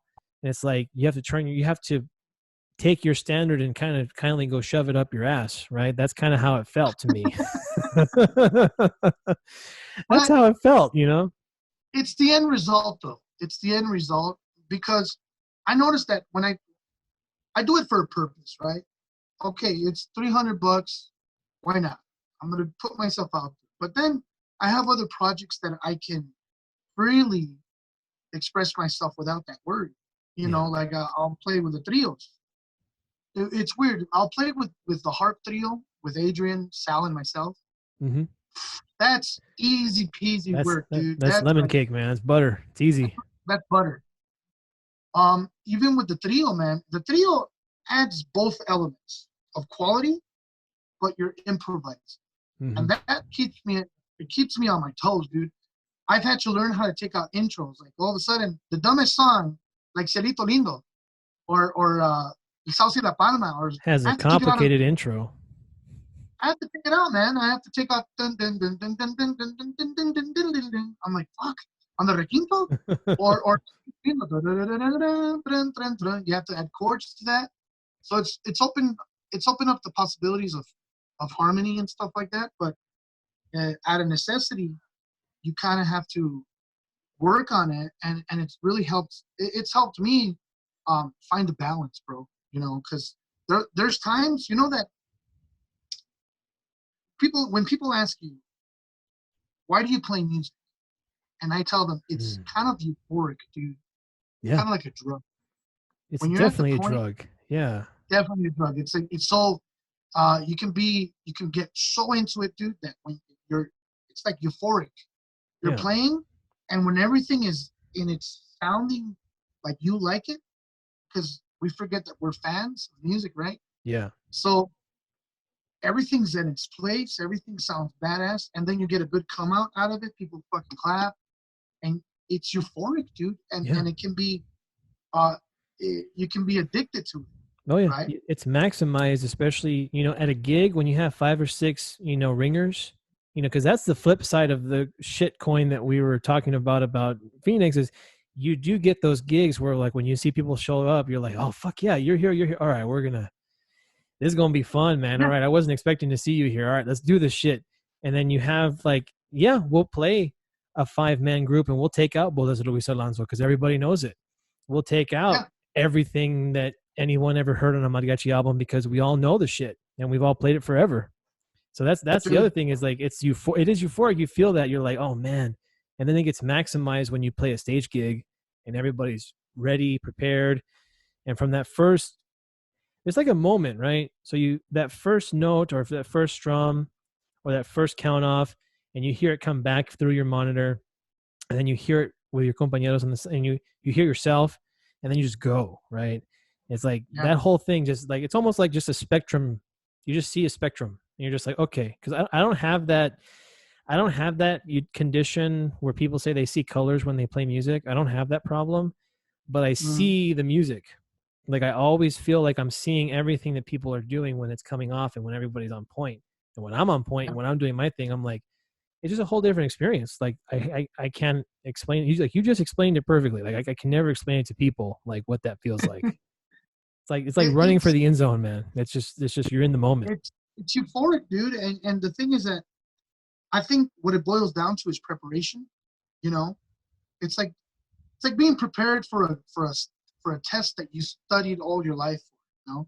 Yeah. And that's one of the things that I'm trying to do now in my downtime is really refocus myself so that when I go, hopefully, even if it's a pre-recorded thing, or even that's why I love doing, Facebook Live, because it keeps me on my toes, and I start thinking, okay, what's the best way for me to go about this?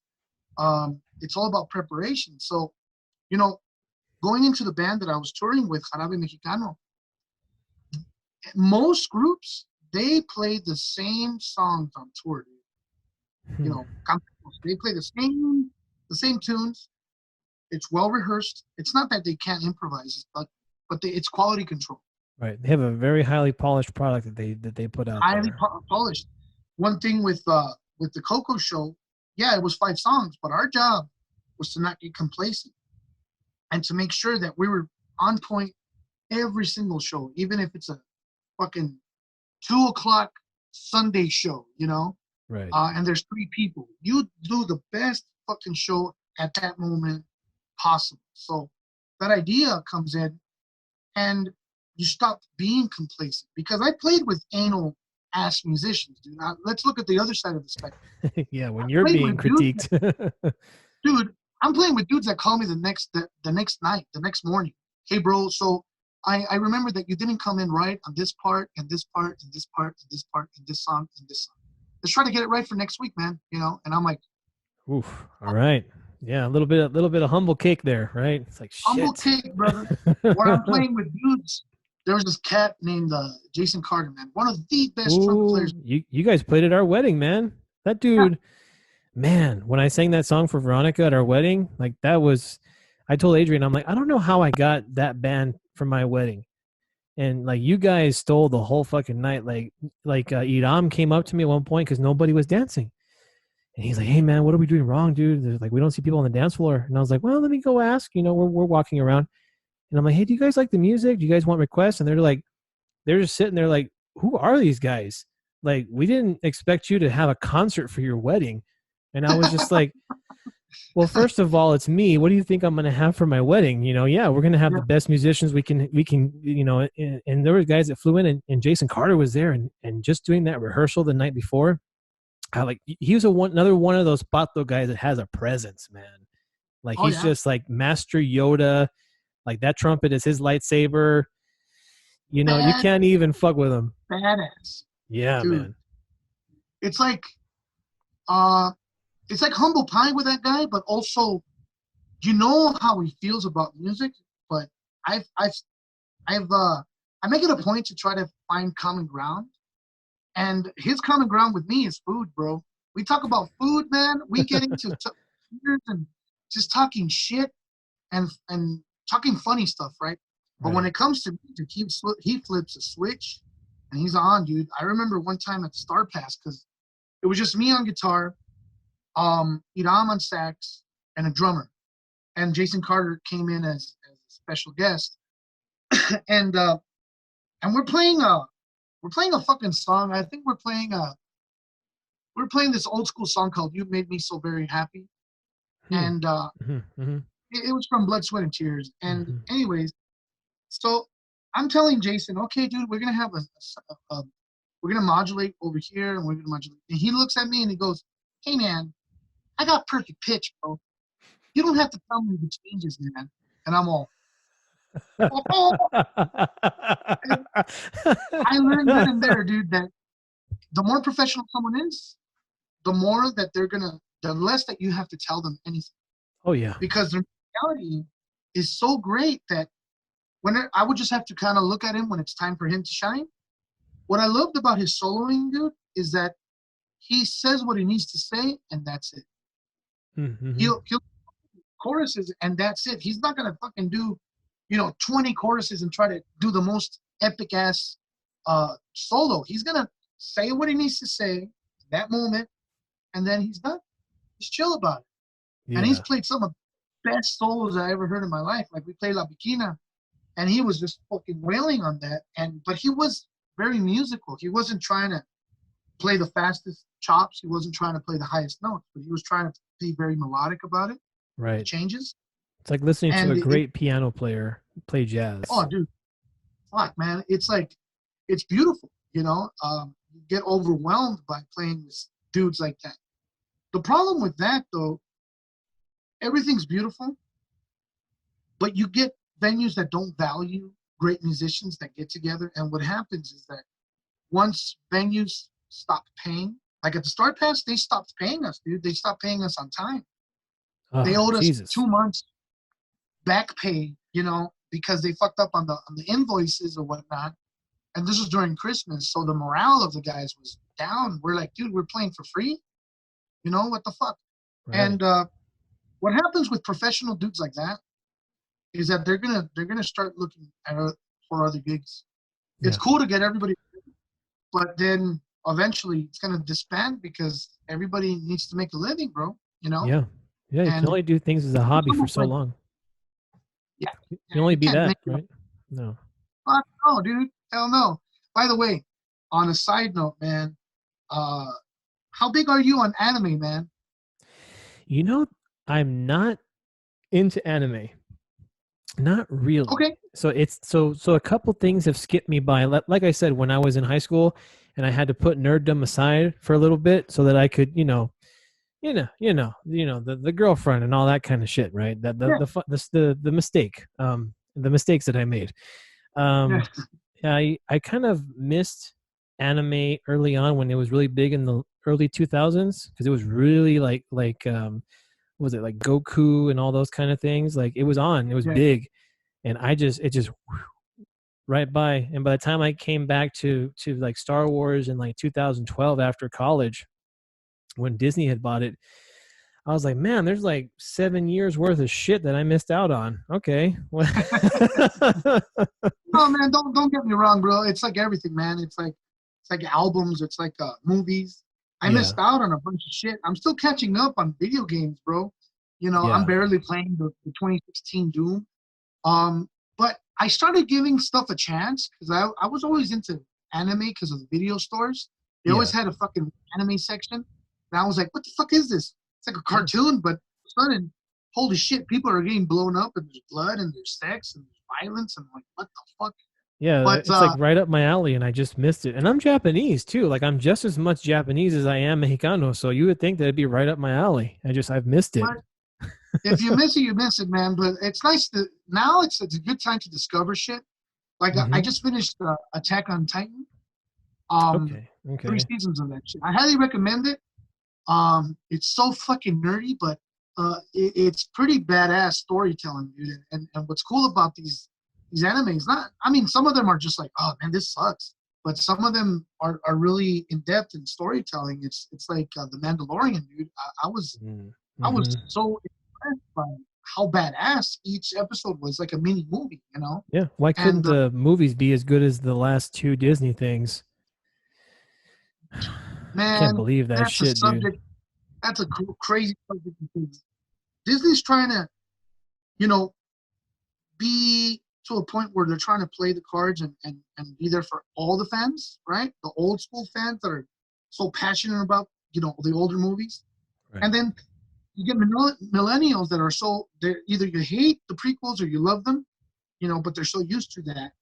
Right. Um, but it depends on how for me, I made a big rant on when the last Rise of Skywalker came out, dude. I was Oh like, listen, God.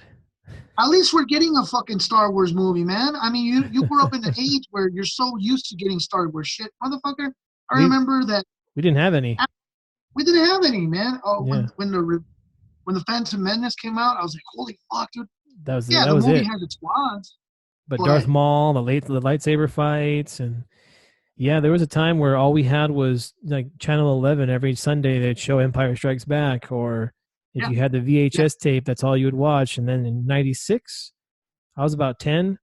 They re-released the Star Wars originals or the special editions, and yeah, that yeah, fucked me up. I was like, all right, that's pretty awesome. And then what was it yeah, dude. like? 4 years later, the Phantom Menace came out. But yeah, what they did, I'm glad that we're getting it. But what they did, turning it into this weird, like modern day woke left politics shit, like it's in there, man.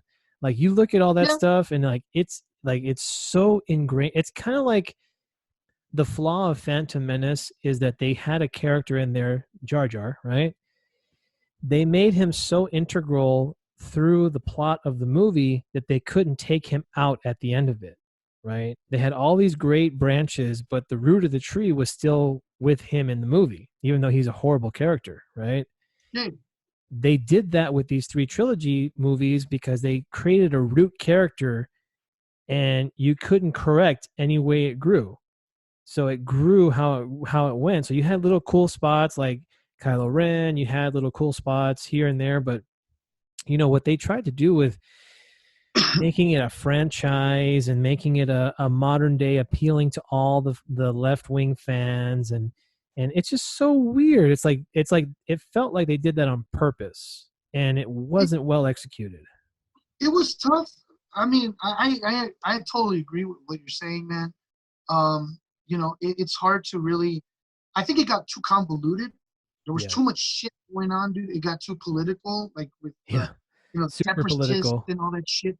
You know, Yeah, I like to give this good example. I say, look at the beginning title screen of episode 4, right? mm-hmm. It's like in your face, war, boom, it's action, shit is going on. And all of a sudden, Phantom Menace was like the Republic and the Separatists and this and that. And people are Got like, way too highbrow. You're just like, what is all this politics shit? fucking just, yeah. Late now as an adult, I understand the politics about it because the Separatists were using the droid armies to Right. fucking for control and this and that, blah, blah, blah. But the problem that I had with with the new movies, I think that I liked how they had different directors. Yeah. People were so pissed off with the Last Jedi because they ripped apart what the first movie was trying to do. But then again, I think they put too much substance into it, and they put too much because they're trying to fucking they're trying to captivate everybody. They're trying to put everything for old school guys with memorabilia, and Yeah. they're trying to get younger audiences.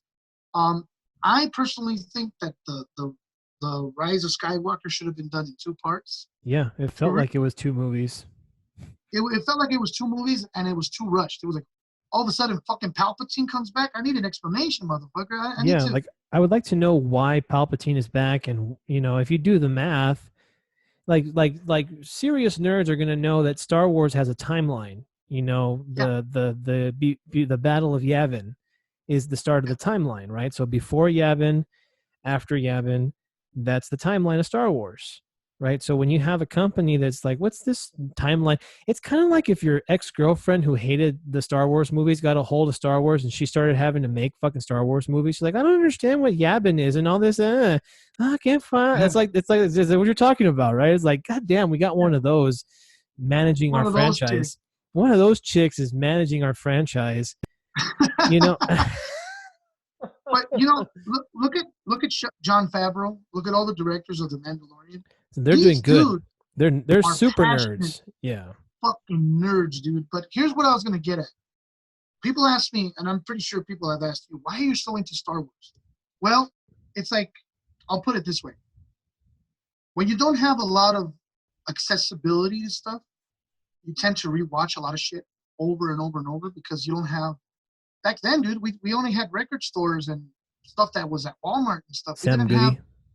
yeah, we didn't have accessibility. You got your lesson We going didn't on? have, yeah, I got a little. We're gonna have to get you Uh, out of here soon. yeah. But my point that I'm making is that we didn't have this accessibility for substance like we do now. Yeah. So everything that we held on to was very, very special, and Meaningful. also, and it's just like Vargas or any albums that you would get at a conference. Yes. Well, you didn't have no accessibility to it because that's why we're so anal about that one album or Right. whatever album we accumulated, because basically we are so used to just dissecting the crap out of that one thing that now in this generation they have too much accessibility. They kind of dismiss everything. They don't really take time to sit down and listen to a full record and really listen to it. Not be fucking playing a video game and listen. No, listening to it and listening to music that way or watching a movie that way. That's why we're so big on one thing because we it's a generational thing, man. Look at all It the is. old school dudes that grew up with Star Wars. Well, they didn't have anything else. They didn't have the fucking internet to give them different reviews on it. It was more like if you found a friend that was into it too, you You would could talk just to him. Yeah. That you know was it. that's it. You It had a was really. fan club and you had to mail shit in.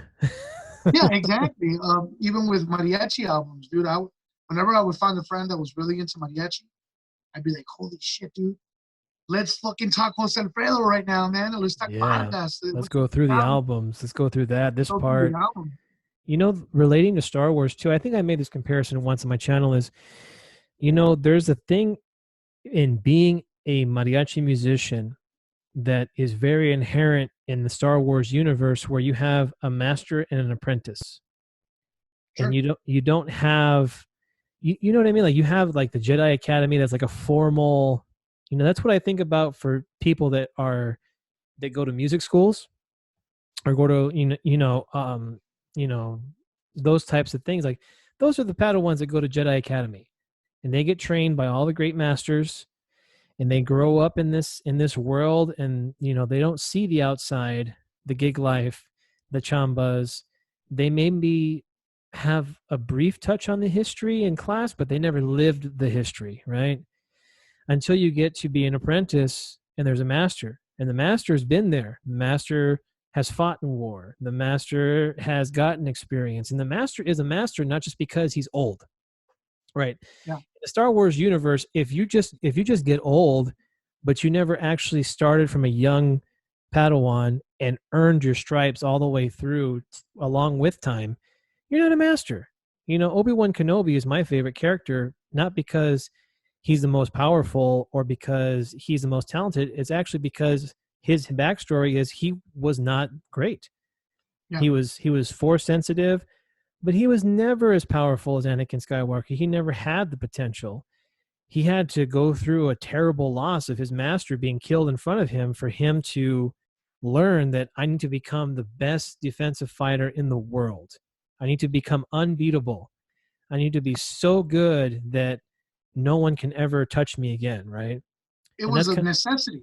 It was out of necessity. necessity. Yeah. And he And became the greatest master ever because of it, yeah, right? man. That's why one of my favorite characters, man, and the fact that he, you look at the beginning of, Revenge of the Sith, and he's getting his ass whooped, and Yeah. and He it was great to constantly see has to that. have Qui-Gon save him. Constant, and also Anakin was saving him, but to see how he people forget that he was such a badass because of the defensiveness of as a Jedi, but it's because he had to learn that, and it was not absolute power that Anakin got. Yeah, he got all this absolute power, but he was drunken with it. He Right. he didn't learn to step back and humble himself, and that was his downfall. And I Yeah. see that in music too, man. It's funny that we have these Star Wars references, but we go back to music Yeah, because man. you can be the most. I think experience. There's one thing you can't improvise is experience. You No. know, and I see all these young guys that are so fast. They're fast, dude. They're phenomenal. And I'm like, dude, I'll never be that fast. Great, great. But are you musical? How musical are you just playing a ranchera, just playing a bolero without getting bored? Because Yeah. all our rhythm players, we want to play fucking Rey de la Huasteca and Cascabel and all that stuff. But when we're playing Amor Eterno, and when we're playing Si Dios Me Quita la Vida, or we're playing a ranchera like ella or whatever, we're half-assing. That's why I'm Right. like, give everything value. Give your vocalist the value because, you know, that's what we're here for. It's musicality. We're here to be musical and do a good job. Unless you're playing in a fucking desmadre group, Yeah. Then you're just trying to survive and not kill yourself when you get home. exactly. But it's crazy, dude. I could talk Star Wars all and nerdy stuff all day. Hopefully we'll save that for another Yeah, time, man. man. Well, we'll do this podcast in person someday. When we're not gigging and we're not hurting, and we're not in fear of getting each other sick. We'll do this in Yeah. person. And when I started the podcast, that was a whole idea that I wanted to do. Is if we have people, come in, talk, chill. Hey, let's go eat because there's a shit ton of places to eat in Phoenix, man. It's Oh yeah. ridiculous. And then even maybe go play chambas, but that dream is long gone right now as this whole thing has unfolded. It's just like, man, we'll get back there Well, hopefully. we just gotta see the other side of this, brother. But in the meantime, we just gotta kind of keep our head up and not get frustrated and staying home and being locked up. No, man, we're staying home and being safe, Yep. and we just have to mold and adjust to it, improvise ourselves into adjusting into this new situation, this new era, And if virtual gigs are where it's at right now, then that's what we have to be, man, just to be safe, bro. But thanks for allowing me to talk a little bit about myself and on this podcast and talk Oh, about hell yeah, dude. Thanks for being on and just going back and forth. I really appreciate the time. You know, it's yeah, man. It's always tough for folks. A lot of folks, I've asked some people, and then some of them they get shy. They're like, "Ooh, I don't know what I'm going to say," and like, "Oh, goddamn, you're doing that politician shit. I don't want to talk to you anyways." Yeah, dude. I didn't want to get too political, but you know, I do have my 2 cents on it, but without going too into, you know. But that's how you feel. It's you. It's how you feel, and that's what people like to see. Like the people that I've had comments and viewers here on the podcast, they say, you know, they just like to see people be people. Like there's so much of that fake, like, well, today on the PlayMariachi Podcast, we have special guest Jose Mar. Like that's so fucking fake. Like who wants to watch that shit? Be yourself, man. We're just having a conversation, bro. And what's cool is that we can just be ourselves, man. I did a little side note of Star Wars, which I can fucking talk about forever. Oh yeah. I just started Star Wars again because I've been fucking around with it bits and bits. I binged the whole season 2 days ago. There we go. I sat down and watched all 12 episodes of the final season. Yeah, dude. So I'm leading up to that. Okay. I'm on season 2 right now because it's great to catch up on this type of stuff, dude. Oh man, you got a long way to go, bro. You might start crying along the way. You're gonna catch an episode or two. You're just gonna be like, God damn it, don't cry. Don't cry. I'm a grown man. I'm not gonna cry over a fucking cartoon right now. Nope. I like how fast they are, dude. They're fast paced and they're to the point. You know, battle suddenly comes in, and then some Jedi, some Jedi wisdom comes out all of a sudden, and then it just wraps up quick. And then I'm like, dude, these guys got it down. Like they kept my. They're geared for little kids, right? But for as an adult, you can appreciate it because it's so the message and the pacing. But they have a message. It's like The Mandalorian. Yeah, what is it? 30-minute show, but it's fast-paced to the point, but it also adds a lot of substance to it. Yeah, there's character, there's stuff there. Oh, yeah, it's like a great guitar. You know, you can buy a guitar and it's like, okay, there's strings on it and it makes a ching sound, ching, chung, ching sound, right? But then you get a guitar that has like someone who built it with character of tension, years and thoughts, and you play it and it's boom, it just explodes. You're just like, oh shit. Okay. Totally different thing. Totally different thing, man. But yeah, man, we'll continue this some other time, brother. I gotta take off. We'll get some people coming over. My mom from note. She's like, your next appointment is coming up, cabrón. Let's go. Guests coming over and shit. But yeah, bro, we'll be in touch, man. Thank you so much for having me, dude. And hopefully, I'm glad the internet connection got that. Oh yeah, this is gonna take me like 5 hours to edit and put together, but we're gonna get it done. Yeah, man. Shoot me a message when you're gonna put it on, and I'll throw it on my Facebook. Sweet. All right, man. Well, take it easy, stay safe, and your family, and man, I can't wait to see you guys in person. Absolutely, man. You stay safe as well, and stay chukis, my brother. Órale pues, super chukis. Later. Take care, brother.